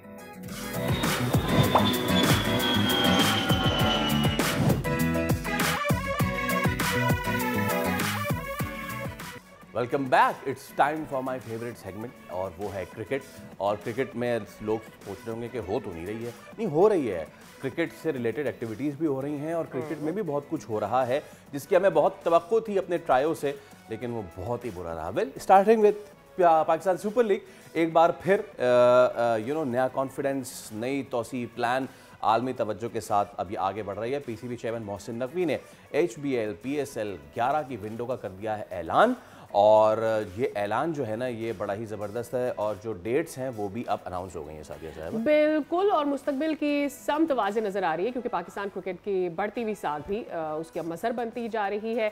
ऐसे में 26 मार्च से 30 मई 2026 तक जारी रहने वाली जो PSL है उसका स्केड्यूल सामने आ रहा है, और एट द सेम टाइम नज़र आ रहा है कि जिससे पहले इबाम कहा जा रहा था कि पता नहीं इस PSL में वो स्पिरिट होगा या नहीं होगा, और जो उससे पहले तमाम तर कंट्रोवर्सीज हुई थी, उसके बाद वाकई क्या PCB इंटरेस्टेड है कि इसको आगे लेकर चलना है। तो जनाब एक्टिविटीज़ नज़र आ रही है जिससे एक नया ज़ील ज़रूर आपको पता चल रहा है कि कुछ होने जा रहा है। इस एक्टिविटी में कुछ मेरे तहफ़्फ़ुज़ात हैं। एक तो ये कि ये और बेहतर हो सकती थी, दूसरा एक डबल डेकर बस का एहतमाम किया गया, वो फुटेज जब दोबारा चलेगी तो उसमें नज़र भी आएगा, और उसमें the players were suppose to stand ऊपर, लेकिन ऊपर इतनी बर्फ़ थी कि वो बेचारे जा ही नहीं सके थे। क्या मज़ीद बेहतर हो सकता था? ऐसे राना फ़हीम अशरफ तो लगता है कि वहीं फूलनगर से ले गए थे कंबल, वही उन्होंने ओढ़ लिया। ये देखें आप, ऊपर बर्फ़ की सिल्लियाँ लगी हुई। राइट, बट मुझे ऐसा लग रहा है कि Faisal you being very critical, although मुझे मतलब there was a time when we were criticising कि यार PCB क्या कर रहा है, PCB क्या कर रहा है, खुद PSL की मैनेजमेंट क्या कर रही है, क्यों हमें उस तरह के इकदाम नज़र नहीं आते, मार्केटिंग नज़र नहीं आती अक्रॉस द वर्ल्ड। आप क्या PSL को लेकर नहीं जाना चाहते, जिसको दावा करते हैं कि जी PSL आपकी सबसे बड़ी लीग है दुनिया की, वो एक्चुअली है या नहीं है, लेकिन उसके बनाने के लिए कोशिशें तो करें आप। तो मुझे लगता है उसकी तरफ ये दो अहम कदम है जो हमने लॉर्ड्स में देखा, जो हमने USA में देखा। So it was a good thing all in all, but yeah I would call it was a good thing all in all. लेकिन यस, जब आप करते रहते हैं तो फिर आप बेहतरी की तरफ जाते हैं, जब आप स्टैग्नेंट हो जाते हैं तो भैया फिर उससे नीचे ही आते हैं। जब आप स्टैग्नेंट हो जाते हैं तो आप बड़ी लीग में भी जाते हैं तो वहाँ भी आपसे परफॉर्म नहीं होता। BBL की बात अगर कर ले थोड़ी सी, तो बाबर भी फ्लॉप रहे, रिजवान भी नहीं कुछ कर सके, और शाहिन शाह अफरीदी ने तो वो रिकॉर्ड्स के घोड़े दौड़ाए हैं कि क्या ही कहने हैं। इस सब पे ज़रा बात कर लेते हैं। क्रिकेट एक्सपर्ट सैयद हैदर अली हमारे साथ मौजूद हैं। अस्सलाम वालेकुम हैदर साहब, और बहुत शुक्रिया आपके वक्त के लिए। Good morning to you. तो गुड मॉर्निंग है ऑब्वियसली हैदर साहब। पहले ज़रा PSL की बात कर लें। दो नई टीम्स हैं, पीछे मुल्तान सुल्तान का भी एक बैगेज तो है, बट ऑन द कॉन्ट्ररी लग ये रहा है कि चीज़ें स्मूथली जा रही हैं।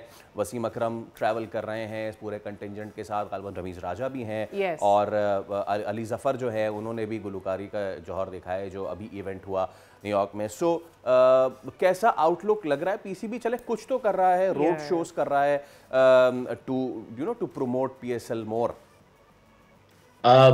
शुक्रिया फैसल। अच्छी बात है कि PCB PSL की प्रमोशन के लिए अब सीरियस हो गया है, और उसकी कोशिश है कि इसको मकबूल किया जा सके, लोगों में इसकी पॉपुलैरिटी बढ़ाई जा सके। लेकिन शो का नाम शायद गलत रख दिया उन्होंने, रोड शो। ये रूम शो होता तो बेहतर होता, क्योंकि रूम्स में सारे दोनों जगह हुए हैं।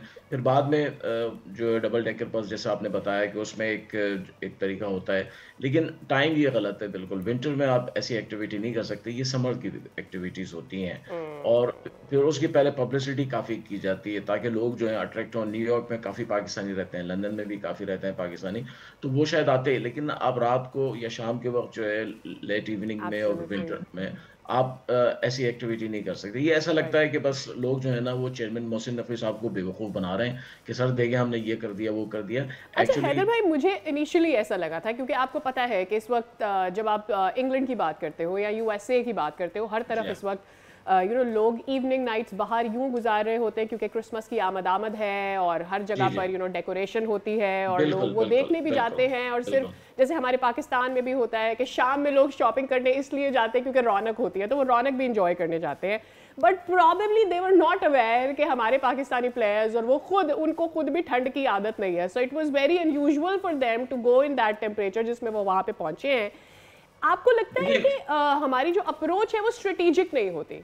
जैसे जी, इस रोड शो का जो है मकसद समझ में नहीं आ रहा है। एक तरफ वो कहते हैं कि इन्वेस्टर्स को हमने बुलाया था कि इन्वेस्टर्स आए और देखें हम दो टीमें नई ला रहे हैं, दूसरी तरफ उन्होंने कहा कि पब्लिक को अट्रैक्ट करना चाहते हैं। तो दोनों चीजें जो है वो कोलाइड हुई हैं, और उसका एक भी एस्पेक्ट जो है वो सही तौर पे सामने नहीं आया। बहरहाल फिर भी एंड ऑफ द डे यही कह सकते हैं कि अच्छी कोशिश है, आपने कम से कम इतना तो किया, लेकिन बेहतर होता।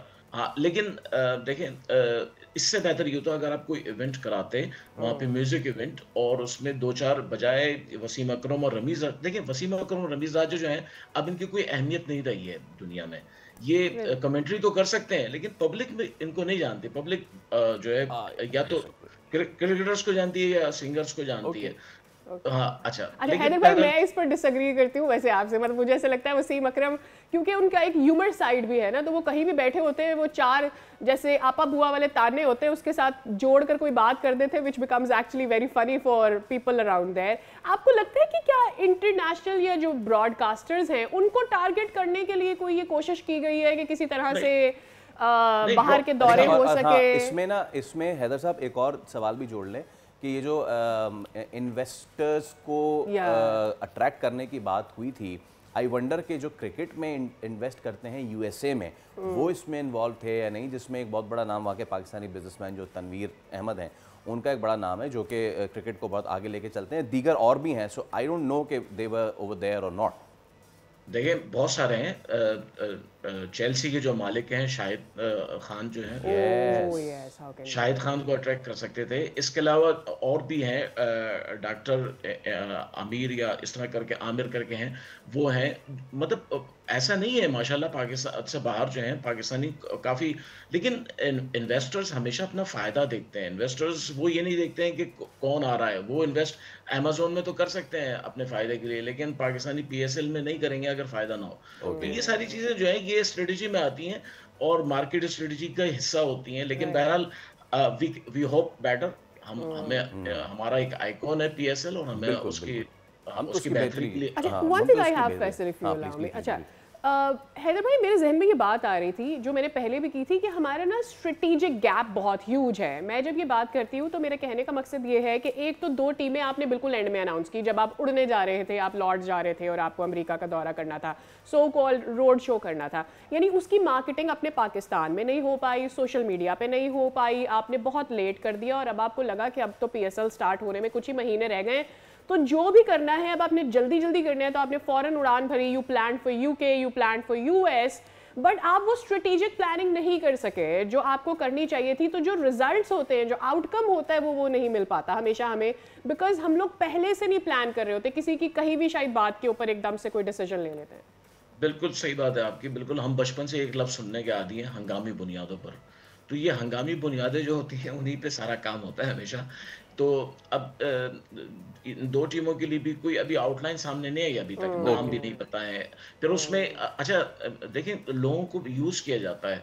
कुछ ऐसे हैं फैसलाबाद के या गुजरांवाला के, कहीं बड़े बड़े इन्वेस्टर अमीर लोग होंगे पाकिस्तान से बाहर, आप उनको अट्रैक्ट कर सकते हैं कि भाई आपके शहर की टीम है, लोग आते हैं उसमें। जैसे हम देखते हैं दुनिया के दूसरे मुल्कों में, इंडिया में जैसे हुआ है, इंडिया में राजस्थान की टीम जो थी उसको खरीदने के लिए उन्होंने उसको मतलब लोगों को प्रोवोक किया कि भाई राजस्थान की टीम है। तो इस तरह मतलब कुछ मार्केट स्टडी। लेकिन हमारे यहाँ मसला ये है कि 2-3 लोग हैं PCB के, वो हर चीज में होते हैं। चैंपियंस ट्रॉफी होती है उसमें भी वही खड़े होते हैं आगे, PSL होती है उसमें भी वही। सब बड़ी सीरीज जीसी के PCB के मामला तो PSL के मामला मुख्तलिफ होने चाहिए थे। खैर, अब ज़रा ऑनगोइंग कुछ जो हमारे स्टार्स हैं वो क्रिकेट खेल रहे हैं उस पर बात कर लें। सीधा चलते हैं BBL, और वहाँ पे एक ड्रीम डेब्यू तो नहीं हो सका। मतलब कि एक ट्रिपल फ्रंट डिजास्टर था हैदर भाई हमारे लिए। बाबर चले, बाबर ने कैच बड़ा अच्छा पकड़ा, वो स्लिप वाला, दैट वाज वन थिंग। लेकिन उसके बाद वो जो पूरा ऑरा बनाया गया था, बाबरिस्तान एक स्टैंड होगा वहाँ पे, बाबर की फ़ैन फॉलोइंग और वो सारी चीज़ें, और उनकी T-शर्ट्स मिल रही होंगी और पाकिस्तानी फूड वहाँ पे होगा। देखें, PCB इतना कर सकता था ना, और हम प्लेयर को इतना मार्केट कर सकते थे। अब आगे प्लेयर जाने और उसका बल्ला जाने। बल्ला तो नहीं जान रहा, बाबर आउट हो गए 2 रन्स पे, रिजवान भी कुछ नहीं कर सके, और शाहीन शाह अफरीदी पे मैं ना ही बोलूँ कुछ तो बेहतर है, वो बेचारा तो 4 ओवर भी नहीं कर सका अपने पूरे। देखिए बिग बैश लीग में जो है बिल्कुल उसी तरह जैसे दूसरी लीग्स हैं, उसको आप जो है ना, अभी पहला मैच हुआ है तो आहिस्ता आहिस्ता आगे जाके जो है ना अपने आप को एडजस्ट करेंगे और रन्स भी करेंगे। और आपको पता है T20 लीग्स में एक मैच में एक प्लेयर स्कोर करता है, दूसरे में नहीं कर पाता है, कंसिस्टेंसी तो होती नहीं है इसमें। तो हमें उम्मीद है कि अच्छा परफॉर्म करेंगे बिग बैश में। और दूसरी बात ये है कि थोड़ा सा ये भी हमें समझना चाहिए कि बिग बैश में जो है वो बाउंड्रीज जो हैं वो दूसरी लीग्स के बनिस्बत बड़ी हैं। ये मैं आपको बता दूं, जैसे कि IPL में 45 मीटर और 40 38, 30 और 38 मीटर तक की बाउंड्री रखी गई हैं। और बिग एक बैश और ऐसा भी नहीं है। चीज़ है इसमें हैदर भाई, क्विकली आई वुड ऐड कि इस तरह की जो परफॉर्मेंसेज होती है जो कि पाकिस्तानी प्लेयर्स की इंटरनेशनल लीग्स में ख़राब होती है ना, इसको सोशल मीडिया के जो इंडियन प्लेटफॉर्म्स है ऐसे शॉट्स अननेसेसरी, निकाल के बहुत बिल्कुल उछालते गैर हैं जरूरी। ताकि ये जी वायरल हो जाए और उस पर डिस्कशन हो। सो इसको भी नहीं मद्देनजर उसका रखना चाहिए। नहीं, इतना इतना उसको सीरियस लेने की जरूरत नहीं है। अभी शुरू हुई है या बिग बैश। हमारी असल में हम लोग क्या है, बड़े सेंसिटिव होते हैं। हमारे जहाँ लोग खेल रहे होते हैं तो हम जी चाहते हैं कि भाई स्टार वो ही हो। भाई और भी तो वहाँ खेल रहे हैं, वो भी तो स्टार हैं, वो भी तो बनेंगे स्टार्स। बाबर आजम की टीम है और उसमें बाबर आजम के अलावा भी तो प्लेयर्स खेल रहे हैं। आज होबर्ट का है, उसमें और थंडर्स का है आज, सिडनी थंडर्स का है, उसमें या डेविड शादाब खान खेल रहे शादाब हैं। खान खेल तो रहे होंगे।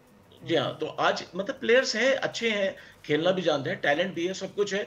लेकिन थोड़ा सा हम लोग उनको लेके बहुत ज्यादा सीरियस हो जाते हैं और हम चाहते हैं हर आदमी And also पहले there दिन। has been a lot of cricket in Pakistan lately. तो you know बिल्कुल ऑस्ट्रेलिया में always हम बहुत वंडरफुल नहीं रहे हैं। So I think बिल्कुल ये भी जहन में रखना चाहिए। बिल्कुल बेसिक बिल्कुल। अब बड़ी अच्छी बात आपने कही कि ऑस्ट्रेलिया की पिचेस जो हैं, बाउंस आता है वहाँ पे, गेंद तेज आता है वहाँ पे, आपको एडजस्ट करना मुश्किल होता है। तो वहाँ सारी चीजें एक साथ हैं। लेकिन फिर भी मैं आपको बता दूं, ये प्लेयर्स जो गए हैं, 6 प्लेयर्स, ये 6 के 6 बड़े अच्छे प्लेयर्स हैं पाकिस्तान के, और डेफिनेटली दे विल परफॉर्म दिया। और और असल में ऑस्ट्रेलिया को बड़ी उम्मीद है इनके साथ, क्योंकि इस वक्त इंग्लैंड, वेस्ट इंडीज, न्यूजीलैंड के प्लेयर और साउथ अफ्रीका के प्लेयर्स ये अवेलेबल नहीं है उस बिग बैश में। तो पाकिस्तानियों के लिए बड़ा दरवाजा बहुत बड़ा खुला है, तो इनको Yeah, कुछ of वहाँ पे course. परफॉर्म करना और चाहिए। ऐसा नहीं है कि कोई पहली मर्तबा पाकिस्तानी बीबीएल खेल रहा है। अच्छे Haris Rauf has been very good over जी, जी। देयर। हसनैन ने एक ज़बरदस्त परफॉर्म की हुई है। तो खैर चले देखते हैं कि आगे के मैचेस में तीनों क्या परफॉर्म करते हैं। बहुत शुक्रिया हैदर भाई। Thank you, शुक्रिया। देखना ये पहला जो डेब्यू हुआ है इन तीनों का, बहुत ही तबाहकुन साबित हुआ है पहला मैच। तो उसको हम रिवर्स बैक करते हैं। अभी भी उम्मीदें हैं, लेकिन उम्मीदें वही बात है। और अब पाकिस्तान हम अपने क्रिकेट तो उम्मीदों से इमोशंस को चलती है। भी ज़रा क्रिकेट से रिवर्स बैक करते हैं और मेरे ख्याल में भी talk about something else as well. तो जनाब कीनू का सीज़न है and I think we all have started already enjoying kinnow के सीज़न को। मगर अहम बात यह है कि एक बार फिर से हम ये देख रहे हैं कि हमारी जो एक्सपोर्ट है उसमें कमी आई है और ये हमारी जो मार्केट है ये श्रिंक हो रही है। अगर हम गुज़िश्ता 4 सालों की बात करें तो पाकिस्तान की जो सिट्रस एक्सपोर्ट है उसमें $211 मिलियन से कम होकर वो सिर्फ $92 मिलियन ही रह गई है। ये कमी महज इत्तेफाक नहीं है, एक खराबी की अलामत इसलिए भी है। ऑब्वियसली सरहद बंद है, उससे मसला तो बढ़ता है, लेकिन इसके रूट्स कहीं और भी मिलते हैं। सादिया 60% से ज़ायद बरामदात सिर्फ अफगानिस्तान पर मुनहसर रहीं, और वहीं अफगानिस्तान जहाँ सरहद अक्टूबर से बंद है और जहाँ ग्रेड बी और सी के कीनू हमारे जाते थे, जब ये रास्ता बंद हुआ तो ना सिर्फ मार्केट जो है वो डिमिनिश हुई, बल्कि आला ग्रेड कीनू बेचने की जो माली मंतिक थी ना, वो भी टूट गई। एब्सोल्युटली। और इसकी वजह से पैदावार 6 टन फी एकड़ तक गिर चुकी है। दूसरी जानिब गर्मी बढ़ रही है, शेल्फ लाइन कम हो रही है ऐसे फ्रूट्स की, और फिर निस्फ प्रोसेसिंग यूनिट्स हैं हमारे पास और आधे बंद पड़े हुए हैं। तो इस वजह से और अब हम ये देख रहे हैं कि इंडस्ट्रियलाइजेशन भी बहुत ज़्यादा जो है बढ़ रही है, जिसकी वजह से ज़मीनें सुकड़ रही हैं, लोग इस तरफ आते नहीं हैं। अब लोग एग्रीकल्चर में उनको ऐसा लगता है कि फ़ायदा हासिल नहीं हो रहा। 5 सालों में 16% बागात ख़त्म हो चुके हैं और इसीलिए ये बहरान सिर्फ तिजारत का नहीं है, हमारी काश्तकारी है, इसमें बहुत सारे फैक्टर्स हैं, फिर ग्लोबल वार्मिंग है, दीगर मामला भी हैं। और मेरे ख्याल में हमें इस पर नज़र डालने की ज़रूरत है कि वो मुल्क जो कि अपने एग्रीकल्चर की वजह से जाना जाता था, जो अपने फ्रूट्स की वजह से, अपनी वेजिटेबल्स की खासियत की वजह से, अपने चावलों की वजह से, अपनी गंदम की वजह से जाना चाहता था, आज उसी मुल्क में ये फूड इनसिक्योरिटी पैदा हो रही है। जी हाँ, तो चलिए इस सब मामले पे जो है हम बात कर लेते हैं। हमारे साथ मौजूद हैं सरपरस्त आला Pakistan food and vegetable association Waheed Ahmed साहब। वहीद साहब अस्सलाम वालेकुम, बहुत शुक्रिया आपके वक्त के लिए। वहीद साहब, हमारा सिट्रस जो है उसकी क्वालिटी कैसी है? सिर्फ मैं कीनू की अगर सिर्फ बात कर लूँ, हम बड़ी ज़बरदस्त क्वालिटी की प्रोडक्शन हमारी होती थी। क्या कुछ हमने बताएं, कुछ आप बताइए, क्या वजूहात हैं कि हमारी जो एक्सपोर्ट्स हैं वो इतनी ज़्यादा गिर गई हैं? जी, आपका शुक्रिया जी। बात यह है कि जो कीनू है पाकिस्तान में 60 साल से लगा हुआ है। कोई भी वैरायटी होती है 25 साल के बाद बदला जाता है, तो हमने 60 साल हो गए अपने कीनू को बदला नहीं है, दूसरी वैरायटीज़ के ऊपर काम नहीं किया। तो उसकी वजह से उसकी जो आसान ज़मान में कहूँगा उसकी जो ज़िंदगी है वो कम हो चुकी है, इसलिए कि उसकी शेल्फ़ लाइफ अब वो नहीं रही जो पहले होती थी। क्योंकि जो भी एक्सपोर्ट चीज़ की जाती है उसका ट्रांजिट टाइम ज़्यादा होता है, उसका होता है पहुँचने में वो महीना 1.5 महीना लगता है, फिर बिकने में भी उसमें टाइम लगता है। तो इसकी वजह से जो है अगर आप देखें इन 5 सालों के अंदर जो एक्सपोर्ट हमारी 5.5 6 लाख टन होती है, अभी जो है 2.5 पिछले साल जो है 2.5 लाख टन तक हम पहुंचे हैं। तो मैं ये समझता हूँ ये और भी डिक्लाइन होगी, क्योंकि इसकी क्वालिटी डिग्रेड होती रह रही है। और इसके अंदर हमने हुकूमत पंजाब को भी बोला हुआ, प्राइम मिनिस्टर, और इस साल जो बजट के अंदर पंजाब हुकूमत ने 1.5 बिलियन रुपीस सिट्रस के लिए निकाले थे, क्योंकि हमने यही इनको दिया है कि न्यू वैराइटीज़ चाहिए, state of the art nursery चाहिए, और कंसल्टेंट बाहर से हायर करें और यहाँ पाकिस्तान में लेके आएँ, और जो लोकल कंसल्टेंट है उसके साथ मिला के इसके बाद काम करें। एक लॉन्ग टर्म काम है ये, इसलिए कि वैराइटीज़ आपको पाकिस्तान में लानी पड़ेगी सिट्रस के अंदर, जिसमें अंदर ऑरेंज हो, लेमन हो, और जिस तरह कीनू है, इसे कहते हैं इजी पीलिंग फ्रूट, जो मैंड्रीन होता है, जो आसानी से हाथ से जो है आप करके खा सकते हैं। तो ऐसी वैराइटीज़ भी हैं, वो भी लेके आए, क्योंकि जो कीनू ऑलरेडी जो इंटरनेशनल मार्केट में ना, वो उसको क्लास 2 कहा जाता है। क्योंकि अगर मैं दूसरी वैराइटीज़ की बात करूं, अगर टर्किश की, इजिप्शियन की, मोरक्को की, चाइना की, और भी मुल्क है, वो हमसे कंपैरिजन, अगर हम मिसाल मैं आपको देता हूं, अगर हम $400 पर टन लेते हैं, वो $1400 पर टन लेते हैं, तो उनकी वैल्यू भी हाई है। तो हम ये क्लास 2 इतने अरसे से बेच रहे हैं, मगर अब इसकी क्वालिटी में इम्पैक्ट आ गया है। तो हमारा जो इम्पोर्टर है इंटरनेशनल मार्केट में, अब वो इंटरेस्टेड नहीं लेता, क्योंकि जब आता है फिर क्वालिटी इशू होता है, फिर वो कहते हैं जी ये प्रॉब्लम्स हैं, कौन इसको करेगा। तो इसलिए हमारा जो आधे से भी कम हो गया है। यहाँ मैं ये भी बताना चाहता हूँ कि 300 से ज़्यादा फैक्ट्रियाँ हैं, 4.5 लाख लोगों का रोज़गार लगता था इसके अंदर, मगर अनफॉर्चुनेटली ये बातें हम काफ़ी अरसे से कर रहे हैं कि न्यू वैराइटीज़ पे काम किया जाए, क्योंकि ये प्राइवेट सेक्टर नहीं कर सकता। ये एक बड़ा काम है जो हुकूमत ही इन्वॉल्व हो सकती है। आप बता रहे क्वालिटी में फ़र्क आया है, इस क्वालिटी के फ़र्क आने में क्या हमारी अपनी हैं चीज़ें, माहौलियात की ख़राबी है, क्या इशू है? लेकिन इसमें सब फैक्टर्स आ जाते हैं। देखें जी, जो कीनू की है ना, मैंने आपको समझाया कि ये 60 साल से लगा हुआ है। तो कोई भी इंटरनेशनली मुल्क के अंदर जो सिट्रस लगा जाता है, इसको 25 साल में बदल के दूसरी पैरेलल वैराइटीज लॉन्च कर दिया जाता है। तो हमें तो 60 साल से हमने कीनू को नहीं बदला, और हमारे यहाँ फैक्टर भी है, क्लाइमेट चेंज भी है, ग्लोबल वार्मिंग में आपको पता है क्लाइमेट चेंज हो रहा है, मौसम, पाकिस्तान का पूरा एग्रीकल्चर इम्पैक्ट पड़ रहा है क्लाइमेट चेंज पे।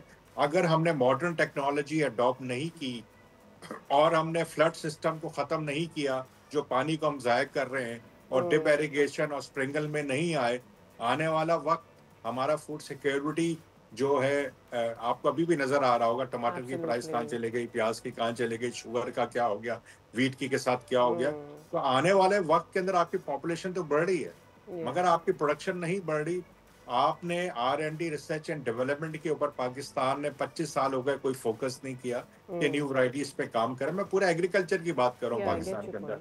ये कुदरत ने हमें एग्री कर सकती हूँ, क्योंकि हमें सिर्फ अगर हम गंदम की बात करें अपने साइज के हिसाब से, साइज ऑफ आवर कंट्री की अगर हम बात करें, we were the bigger exporters of wheat, now we are one of the biggest importers of wheat at the same time as far as our population is concern.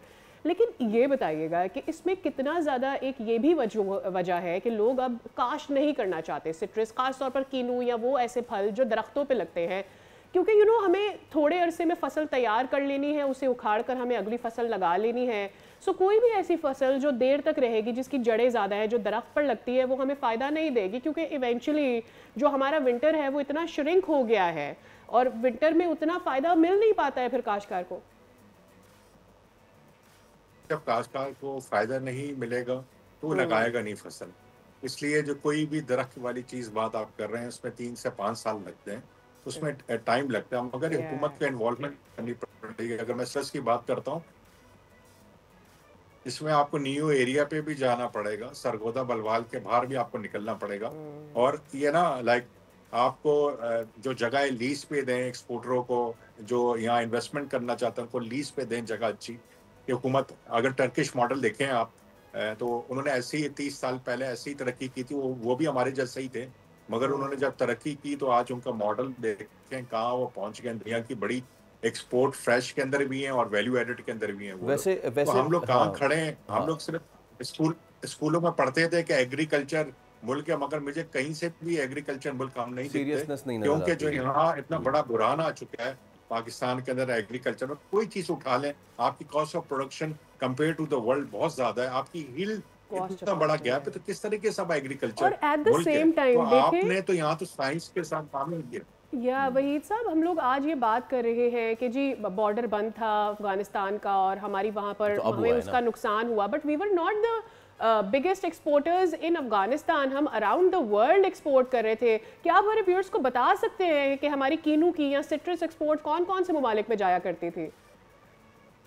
देखें जी, हमारी अफगानिस्तान भी जाती थी, यहाँ से ट्रांजिट होके CIS कंट्री तक जाती थी, रशिया तक। और हमारी Russia, Canada, Europe, UK, Philippine, मतलब मोर देन 25 कंट्रीज में कीनो एक्सपोर्ट होता था। मॉरिशस जाता था, हांगकांग जाता था, मिडिल ईस्ट में पूरी मार्केटों में जाता था, तो काफ़ी जगहों पे जाता था कीनो। पर बात ये कि देखें, दो चीज़ें हैं। बॉर्डर बंद हो गया, वो पहले हमारी सिक्योरिटी है, हम उसको नहीं कहते, मगर आज की जो करंट बात मैं करूंगा, आज 9वां दिन है पाकिस्तान के अंदर स्ट्राइक हुई है ट्रांसपोर्टरों की, और आपकी पूरा एक्सपोर्ट जाम हो चुका है इस तरह पे, और आपकी सप्लाई भी मंडियों के अंदर नहीं आ रही। आगे जाके पूरे पाकिस्तान के अंदर फूड सिक्योरिटी के इशू बन जाएंगे। पता नहीं 9 दिन हो गए, आपको पता है अरबों रुपए का नुकसान हो चुका है। अगर मैं अपने सेक्टर की बात करूं, कीनो और आलू की, वो सब पंजाब से आता है। कम से कम इस टाइम तक हमने कम से कम जो कीनू के अंदर 15,000 टन एक्सपोर्ट कर चुके होते, मगर अनफॉर्चुनेटली ट्रांसपोर्ट की वजह से हम नहीं कर सके। इसी तरह आलू के अंदर भी हम 10,000 टन कर चुके होते, मगर ये सीजनल बिजनेस है। जब टाइम एक दिन आपका जाता है, ये जो ट्रांसपोर्ट है इतना लंबा क्यों चले जाता है। अभी मैं आपको वैल्यू एडेड की बात करता हूँ। देखें, जो इंटरनेशनल मार्केट है ना, वो आपका इंतजार नहीं करेंगे। वो जो इम्पोर्टर है दूसरे मुल्क में डाइवर्ट हो जाएंगे, वो इंडिया चले जाएंगे, वहां से उधर ऑर्डर। बिल्कुल ठीक है भाई साहब, बिल्कुल ठीक है। तो ये हम अभी तक खुली नहीं है। अगर हम ना आज करें ना मैं इस देख रहा पे था कि टाइमली, प्राइम बिल्कुल मिनिस्टर ने 9 दिन के बाद नोटिस ले लिया। मसला ये है कि हम तो बड़ी चीज़ों को रो रहे हैं, ये छोटी छोटी चीज़ें भी जो है हमें हैम्पर कर रही हैं। बिल्कुल ठीक है भाई साहब, बिल्कुल ठीक है। बहुत शुक्रिया आपका वहीद अहमद साहब हमारे साथ अब मौजूद। और हम तो ये सोच रहे थे कि बहुत बड़े बड़े मामलात होंगे जिसकी वजह से ये सारी चीज़ें हो रही होंगी। 9 दिन से एक चीज़ हम हल नहीं कर पा रहे हैं, तो आगे बड़े मामलात को हम कैसे हल करेंगे? और ये पहली बार ऐसा होने नहीं जा रहा फैसल। तो डिसअपॉइंटमेंट ये है कि वही बात आती है कि हम अपनी छोटी छोटी चीज़ें ठीक नहीं कर पा रहे होते, जिसकी वजह से ये मसाइल हो रहे होते हैं। वेल, यहाँ पर लेना है हमें break. We will see you across this break.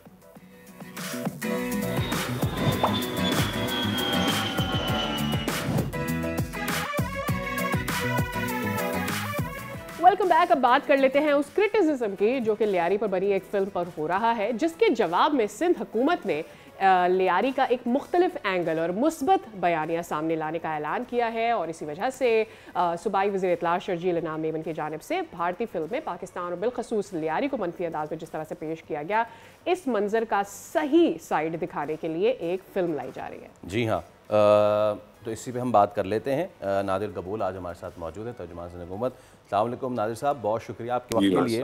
और मैं तो कहता हूँ कि बहुत अच्छा ये इक़दाम है कि हम हमेशा से देखते हैं कि वो पड़ोस पार से कुछ भी गलाजत बनाते रहें। मतलब कि एक बड़ी छोटी सी चीज़ है इसमें कि उन्होंने एक डकैत को जो है वो आदाब करवा दिया, तो उनकी रिसर्च तो ये तो उनकी हालत है। लियारी में एक अरबी गाने पर उसको नचवा भी दिया। हाँ, तो ये सिचुएशन है। अब ऐसे में हमारा काउंटर आना बड़ा ज़रूरी था। थोड़ा सा बताइए इस हवाले से सर। देखें जी, बिल्कुल आपने दुरुस्त फरमाया।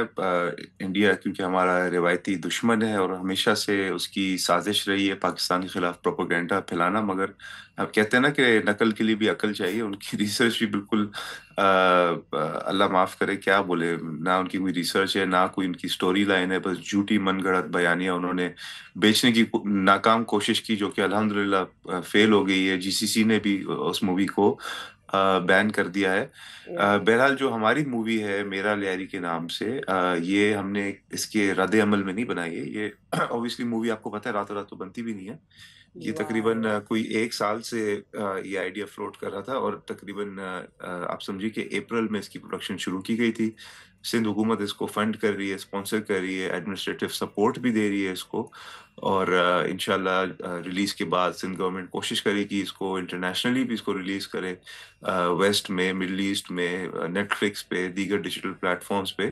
और इसमें लियारी का जो असल स्टोरी है, असल ग्राउंड रियलिटी है, वो दिखाया गया है कि लियारी एक पुरअमन, multi cultural, multi ethnic, multi talented एक गुलदस्ता है पाकिस्तान का, जहाँ पे हर तबके से, हर जबान बोलने वाले लोग रहते हैं। वो स्पोर्ट से प्यार करते हैं, वो मौसीकी से, आर्ट से, पोएट्री से, फिलोसफी से, दीगर किस्म के टैलेंट से वो मोहब्बत करते हैं, जिमनास्टिक्स से, बड़े बड़े वहाँ से फिलोसोफर्स लियारी से निकल कर उभरे हैं, उन्होंने पाकिस्तान की खिदमत की है, बल्कि चीफ जस्टिस ऑफ पाकिस्तान भी एक बने हैं जी हाँ। जो कि लियारी से ताल्लुक़ रखते हैं। तो ये चीज़ें उस मूवी में हाईलाइट की गई है। हमारी जो ख़वातीन है जो कि अभी बढ़ चढ़ कर हिस्सा ले रही हैं स्पोर्ट्स में और दीगर शोबों में, उनको हाईलाइट किया गया है। इसकी जो मेन कैरेक्टर है वो भी एक खातून बॉक्सर है जिसने एक फुटबॉल टीम को इकट्ठा किया है, और जो जेंडर स्टीरियोटाइप्स और जेंडर रोल्स जो होते हैं उनको शैटर करके फिर वो उस फुटबॉल टीम को इंटरनेशनली लेकर जाती है और पाकिस्तान के लिए और एजाज नादिर जीत साहब, कर सबसे पाती है। खुश आइन बात जो लियारी की है, मैं और फैसल हम लोग अक्सर वहाँ जा रहे होते हैं। बिफोर लास्ट वीक वहाँ एक बुक की इनाग्रेशन थी, जी I went there for the launching as well. वहाँ के लोग बहुत रूट से जुड़े हुए लोग हैं, बहुत ग्राउंडेड हैं, बहुत ओरिजिनल लोग हैं, उनका एंथुजियाज्म बहुत डिफरेंट है। चाहे फिर वहाँ पर कोई ऑथर हो, चाहे फिर वहाँ पर कोई बॉक्सर हो, चाहे कोई पेंटर हो, सिंगर हो, how ever that the very positive minded people. I really want के मतलब एक तो ये कि आपको इस पर कॉन्ग्रेचुलेशन कहा जाए इस इनिशिएटिव के लिए, बट मैं और फैसल अक्सर हम शो में बात कर रहे होते हैं कि why the first initiative doesn't come from Pakistan.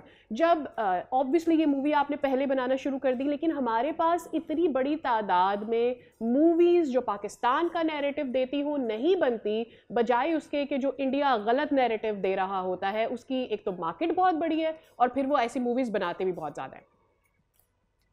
देखिए जी, बिल्कुल ये तो एक नेशनल लेवल का इशू है, सिर्फ सिंध हुकूमत से रिलेटेड तो नहीं है। पाकिस्तान की एब्सोल्युटली। मीडिया इंडस्ट्री ऑब्वियसली इतनी एक्टिव नहीं, इतनी बॉलीवुड है। बॉलीवुड आपको पता है बहुत बड़ी इंडस्ट्री है, बल्कि आई थिंक इंडिया का बिगेस्ट जो one of the revenue generating sources है वो बॉलीवुड ही है। तो ऑब्वियसली उस लेवल पे तो नहीं है हमारा लॉलीवुड जिसको बोलते हैं, बट आई थिंक अभी रिसेंटली हमारा जो सिनेमा है वो बहुत अच्छी अच्छी मूवीज बना रहा है। ड्रामे तो हमारे मशहूर है ही हमेशा से, बट सिनेमा पे फोकस किया जा रहा है, और हमारी स्पेशली सिंध गवर्नमेंट जो है वो सिंध की जो सकाफत है, सिंध के आर्ट्स एंड कल्चर, उसको फरोग और प्रमोट करने के लिए बहुत एक्टिव है, बहुत कोशिश कर रही है। अभी पिछले ही 1-2 सालों में बड़े बड़े कल्चर फेस्टिवल्स, आर्ट जी हाँ। जी फेस्टिवल्स, इंटरनेशनल जो आर्टिस्ट हैं वो भी आर्ट्स काउंसिल ऑफ पाकिस्तान आए थे, तकरीबन कोई 150 ममालिक के करीब। मैं खुद भी 2-3 इवेंट्स मैंने अटेंड किए थे। वी वेलकम द तो न्यूज़। कोशिश तो हम कर रहे हैं सिंध गवर्नमेंट की सतह पे, बट एक नेशनल पॉलिसी बिल्कुल बननी चाहिए कि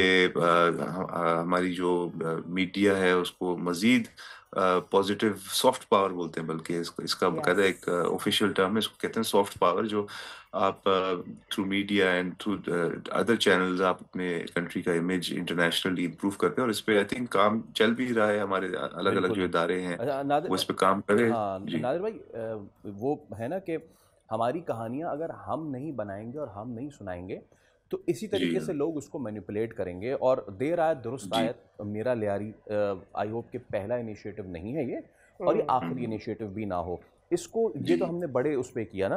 तो जैसे कि आपने भी कहा कि एक वक्त था गोलियों की तड़तड़ाहट से लेके अब वहाँ पे मौसीकी की गूंज तक हमने वहाँ का सफ़र तय किया है।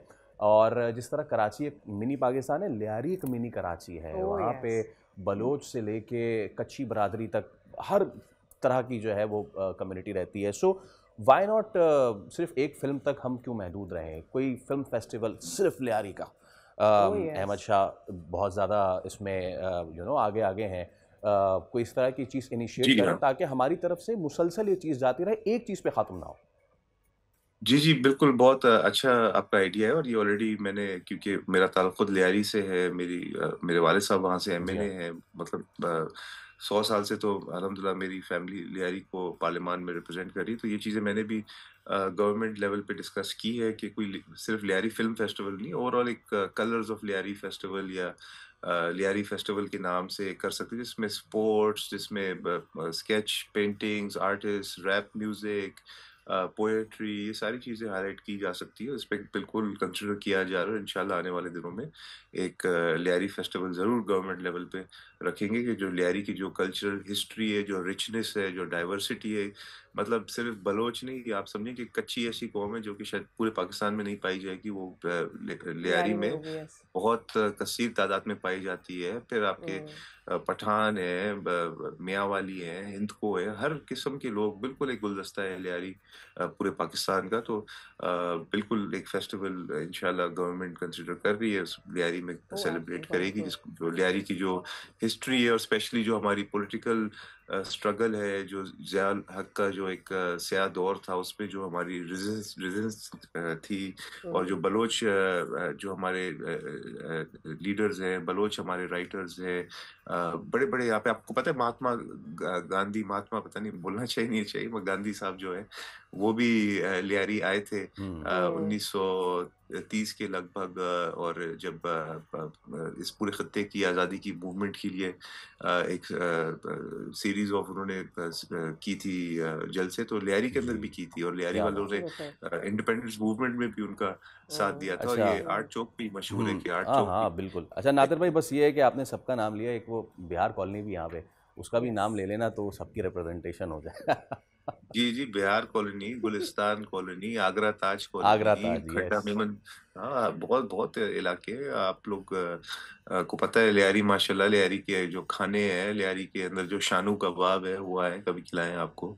इतना टेस्टी बारबेक्यू आपने शायद पूरे पाकिस्तान में नहीं खाया होगा। तो लियारी बहुत ही खूबसूरत जगह है। जितना चक्कर मेरे ख्याल में अभी रिसेंट पास्ट में मेरा लियारी का लगा है, आई am sure the lot of people जो कि मिस कर रहे हैं लियारी जाना, और लियारी का एक अपना कल्चर है, और आपको हर गली में एक अपना अलग कल्चर, हर सेक्टर में एक अलग अपना कल्चर नजर आएगा। मिनी ब्राजील कहते हैं लियारी को, मिनी ब्राजील कहते हैं। वहाँ पे आप समझिए कि ऐसी ऐसी गलियां हैं वहाँ पे, पूरी ऐसी लगती है रियो डी जेनेरो में आप आ गए हैं।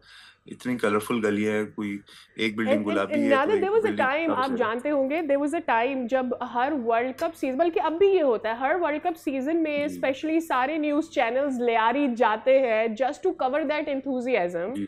और वहां पर जिस तरह से ब्राजील के लिए, अर्जेंटीना के लिए झंडे होते हैं, लोगों ने जर्सीज पहनी होती है, वो एक अलग माहौल है, वो आपको पूरे पाकिस्तान में कहीं नहीं मिलता। 2022 में जब कतर वर्ल्ड कप हो रहा था, तो बिलावल भुट्टो जरदारी साहब की हिदायत पे लियारी के जितने भी फुटबॉल ग्राउंड्स हैं वहाँ पे स्क्रीनिंग्स कराई गई थी। और अगर आप गूगल ही सिर्फ कर लें या मेरे सोशल मीडिया पे चले जाएं, मैंने फोटोज लगाई हैं, 20-20 हज़ार लोग एक एक फुटबॉल ग्राउंड में जमा थे, इकट्ठे हुए थे सिर्फ टीवी पे फुटबॉल मैचेस देखने के लिए। मतलब ऐसा लग रहा था कि कोई बड़ा कोई पॉलिटिकल मूवमेंट या कोई पॉलिटिकल जलसा है। ब्राजील के चैनल्स ने कवर किया था कि भाई इतने प्यार करते हैं ये लोग फुटबॉल से कि 20-20 हज़ार लोग एक एक ग्राउंड में, मतलब कोई 3-4 ग्राउंड्स थे, आप समझिए लाखों लोग तो सिर्फ ग्राउंड्स में भरे हुए थे सिर्फ टीवी पे देखने के लिए वर्ल्ड कप। तो इंशाल्लाह हमारी उम्मीद होगी, हमारी कोशिश होगी कि क्योंकि लियारी वाले फुटबॉल से इतना प्यार करते हैं कि कभी फ्यूचर में, अब मैं नहीं कह रहा हूँ अगले 5-10 साल में, बट फ्यूचर में हमारी जिंदगी में फुटबॉल वर्ल्ड कप भी लियारी में होस्ट किया जाए। क्योंकि हमने पीपल्स पार्टी की सिंध गवर्नमेंट ने लियारी के अंदर इंटरनेशनल लेवल के फुटबॉल ग्राउंड बनाए हैं, fully astro turf with proper stands and chairs, and कर सकते हैं हम इंशाल्लाह। हमारी फोकस होगी इंशाल्लाह 2030 के बाद पाकिस्तान जो है फीफा वर्ल्ड कप होस्ट करेगा, और पहला मैच इंशाल्लाह लियारी के अंदर ही होगा उसका। आमीन आमीन। ये सुनकर इतना खूबसूरत लग रहा है। आई एम श्योर जब ये होगा तो बहुत सारे लोग तो फेंट ही हो जाएंगे इस खुशी के साथ, Pakistan gets to do that. बहुत शुक्रिया Nadir, it was very wonderful, आपसे बात लगा, और नेक तमन्नाएं मूवी के लिए भी। चलिए जी, अपने अगले सेगमेंट की जानिब बढ़े। इंसानी स्मगलिंग जैसे संगीन और मुनज़्ज़म जुर्म के खिलाफ FIA ने अब एक फैसलाकुन और गैर मामूली कदम उठा लिया है। इंटरपोल के जरिए 30 मफरूर इंसानी स्मगलर्स के रेड वारंट जारी होना इस बात का वाज़ेह इशारा है कि पाकिस्तान अब इस जुर्म को सिर्फ दाखिली नहीं बल्कि आलमी सतह पर भी चैलेंज करने जा रहा है। रिसर्च ये बता रही है कि मुल्ज़िमान जो हैं ये दुबई, लीबिया, मिस्र, कतर पे बैठकर इंसानी स्मगलिंग के पूरे बड़े बड़े नेटवर्क्स चला रहे थे, और नौजवानों को सुनहरे ख्वाब दिखाकर यहाँ से गैर कानूनी रास्तों पर डाला जाता था। और ये वही नेटवर्क्स है जो इंसानी जानों को ख़तरे में डालकर करोड़ों रुपए कमाते हैं, और पाकिस्तान ने इसके पीछे बहुत मेहनत की है। बिकॉज वी हैव सीन कि रिसेंटली पिछले ही साल में तकरीबन 4 ऐसे वाकयात हुए जिसमें कश्ती के जरिए लोगों को इनलीगली दूसरे शहरों में पहुंचाया जा रहा था और रास्ते में वो कश्तियां डूब गई और उसमें एक बड़ी तादाद पाकिस्तानी नौजवानों की भी थी। इसी पे बात कर लेते हैं। साबिक ADFIA हमारे साथ मौजूद हैं सज्जाद बाजवा। अस्सलाम वालेकुम सज्जाद साहब, बहुत शुक्रिया आपके वक्त जी। वालेकुम सलाम। कभी ना कभी ये इक़दाम उठाने थे, हमने देखा पिछले साल भी इस पे जब ये कोई इंसिडेंट होता था फिर कार्रवाई होती थी, बट नाउ ये वाला जो इंसिडेंट ये जो इक़दाम है ये इसलिए भी ज़रूरी है कि आप रुके ना कोई वाक़या होने से, आप इनको पहले से ही जो है अंडर रेडार ले आएँ। देखें, एक हीनियस क्राइम है और इसमें वर्ल्ड वाइड देखें तो दुनिया में इसके खिलाफ बड़ा जो है वो नफरत पाई जाती है और इसको सीरियस लेते हैं। और एक बड़ा अच्छा इक़दाम है कि पाकिस्तान गवर्नमेंट ने FIA ने इसको जो रेड नोटिस इशू करवाए हैं और मुझे यकीन है कि ये जल्द ही इनकी डेपोटेशन हो जाएगी, इनकी एक्सट्रेडिशन होगी और ये वापस पाकिस्तान आएंगे और इनको सजा दिलवाई जाएगी। और ये देखें, ये थोड़ा सा देर की हमने ह्यूमन स्मगलर को वापस बुलवाने के लिए, वरना पंजाब पुलिस ने जो मुलजमान को बाहर से मंगवाने में काफ़ी एफर्ट्स की। उसके बाद IG पंजाब ने इसमें बड़ा इंटरेस्ट लिया और उसके बाद काफ़ी लोग वापस आए। हमारा लिंक ऑफिसर था ग्रीस में और वहाँ से हमारे एक बड़े अच्छा लिंक ऑफिसर थे, सफ़ीला जोखियो थे, हमारे डायरेक्टर हैं, रिटायर हो गए हैं। और उन्होंने 4 बंदे, तो इवन यूरोप से बहुत कम लोग वापस आते हैं, उनको वापस भेज देता है। उन्होंने ग्रीस से भी 4 बंदों को वापस जो है तो उन्हें यहाँ पे जो क्रिमिनल जो वांटेड थे उनको भिजवाया और 2 का भी मजीद केस जारी था। और अभी अगर केस अच्छा प्रिपेयर किया हो उनको वहां भी सजा हो सकती है। यहाँ अगर मैक्सिमम क्या होता है कि जब भी आप एक्सट्रेडिशन के लिए करते हैं, किसी मुलज़िम को उसके रेड नोटिस जारी करवाते हैं, तो उसका होता ये है कि वो जिस भी एयरपोर्ट पे ट्रैवल करेगा उसको वहां से जो भी इंटरपोल कंट्री है उसको वहीं पे उसको अरेस्ट करेंगे और वो पाकिस्तान को फिर इन्फॉर्म करेंगे। और जैसे ही पाकिस्तान इन्फॉर्म करेंगे तो पाकिस्तान अपनी फाइल जो है वापस भेजेगा उनको और उनका प्रोसेस जो है एक्सट्रेडिशन का वो शुरू हो जाएगा। और बहुत से मुलजमान पहले भी आते रहे हैं, आएंगे, और गल्फ कंट्री में तो इतना मुश्किल नहीं है, यूरोपियन कंट्रीज में होता है। लेकिन अगर आप एविडेंस प्रोवाइड करें तो मैक्सिमम क्या होता है कि जो कोर्ट्स हैं, मुतलका कोर्ट्स हैं, वो लोकल जो उनके लॉज हैं उसके मुताबिक वो वहीं पे ट्रायल कर लेती हैं। अगर वहां पे भी ट्रायल करें, जब वो कन्विक्शन उसकी हो जाएगी तो कन्विक्शन के बाद उसकी डेपोटेशन ऑटोमेटिकली हो जाएगी, वो फिर उसको वहां स्टे नहीं कर सकेगा। सही। अच्छा सज्जाद साहब, आपने कहा कि केस प्रेपरेशन अगर वीक हो तो फिर मुश्किल हो जाता है किसी भी ऐसे शख्स को जो बाहर बैठा है, यहाँ पता नहीं कितने नौजवानों को बेवकूफ़ बना रहा है, उसको पकड़ना।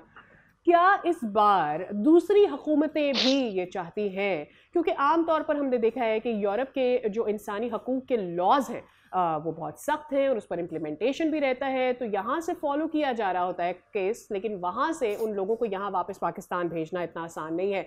बट हमने देखा है कि वहाँ पर भी इस पर अब सख्ती पाई जा रही है क्योंकि इन केसेस में इजाफा हुआ है। So has there been a demand from other countries as well कि अगर आपके कुछ ऐसे लोग यहाँ पर आकर स्मगलिंग का ये गंदा धंधा कर रहे हैं तो इनको वापस बुलाएं अपने मुल्क? देखें, ह्यूमन ट्रैफिकिंग जो है ये तो उनके लिए टॉप प्रायोरिटी है, जो यूरोप के लिए है या जितने भी यूरोपियन कंट्रीज हैं सबके लिए, और इसमें वो कोऑपरेट करने को तैयार हैं। हमारी तरफ से जो था जो एक कोऑर्डिनेशन थी उसका फुकदान था। और अभी क्योंकि ये केस अगर अच्छा प्रिपेयर करेंगे, कनेक्टिंग एविडेंस है, तो वो मेरा नहीं ख्याल कि कोई भी ह्यूमन स्मगलर जो है वो बाहर स्टे कर सके और वो वापस ना आ सके और जेल न जा सके। सज्जाद साहब, हम यहाँ पे ऑन ग्राउंड कार्रवाइयाँ करते रहे पिछले साल। कभी कोई वाक़या हो गया, ग्रीस में हो गया या कहीं वाक़या हो गया, तो हम यहाँ पे हमने स्क्रूज टाइट करने की कोशिश की।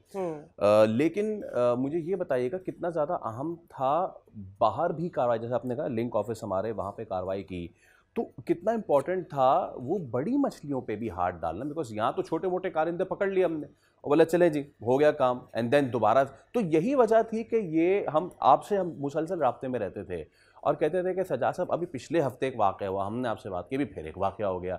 तो दिस वाज द रीज़न कि छोटे मोटों को पकड़ के कर रहे थे जो भी कर रहे थे, बट जो बड़ी मछलियाँ थी अब वो चीज़ आई। तो now are we assure of this के अब इस तरह के वाक़यात ना हो या कम हो जाए? देखिए, उम्मीद अच्छी रखनी चाहिए और उम्मीद से दुनिया कायम है। और अगर अच्छी जो है एक क्वालिटी इन्वेस्टिगेशन के बाद ये मुलजम को वापस मंगवा रहे हैं तो वो वापस भी आएंगे, और जो ऑलरेडी मुलजमान पाकिस्तान में हैं जो गिरफ्तार हैं, अगर अच्छी तफ्तीश हो तो उनको सजाएं भी होंगी। और अभी तक जो है कोई इतनी अच्छी खबरें यहाँ से सजाओं के बारे में कोई FIA ने अभी तक कोई ट्वीट नहीं की है। वो रोजाना जो भी छोटी मोटी उनकी एक्टिविटीज होती है FIA ट्वीट करती है, जिसमें उनकी मीटिंग्स हैं। सजाद साहब, आम तौर पर यहाँ के छोटे स्मगलर्स या एजेंट्स का वहाँ के बड़े स्मगलर्स से ताल्लुक होता है, और ऐसे में कुछ गंदा किरदार, वो ऐसी काली भेड़ें अदा कर रही होती जिसकी वजह से कार्रवाइयाँ या नहीं हो पाती, केस मजबूत नहीं हो पाता। क्या हम उनको आइडेंटिफाई कर पाए हैं?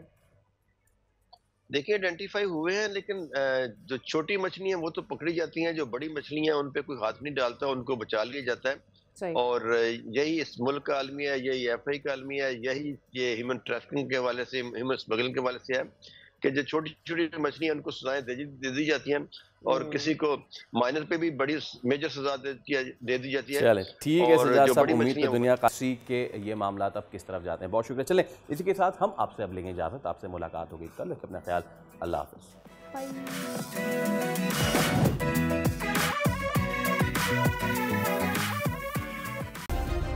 सब्सक्राइब करें और बेल दबाएं ताकि कोई खबर रह न जाए।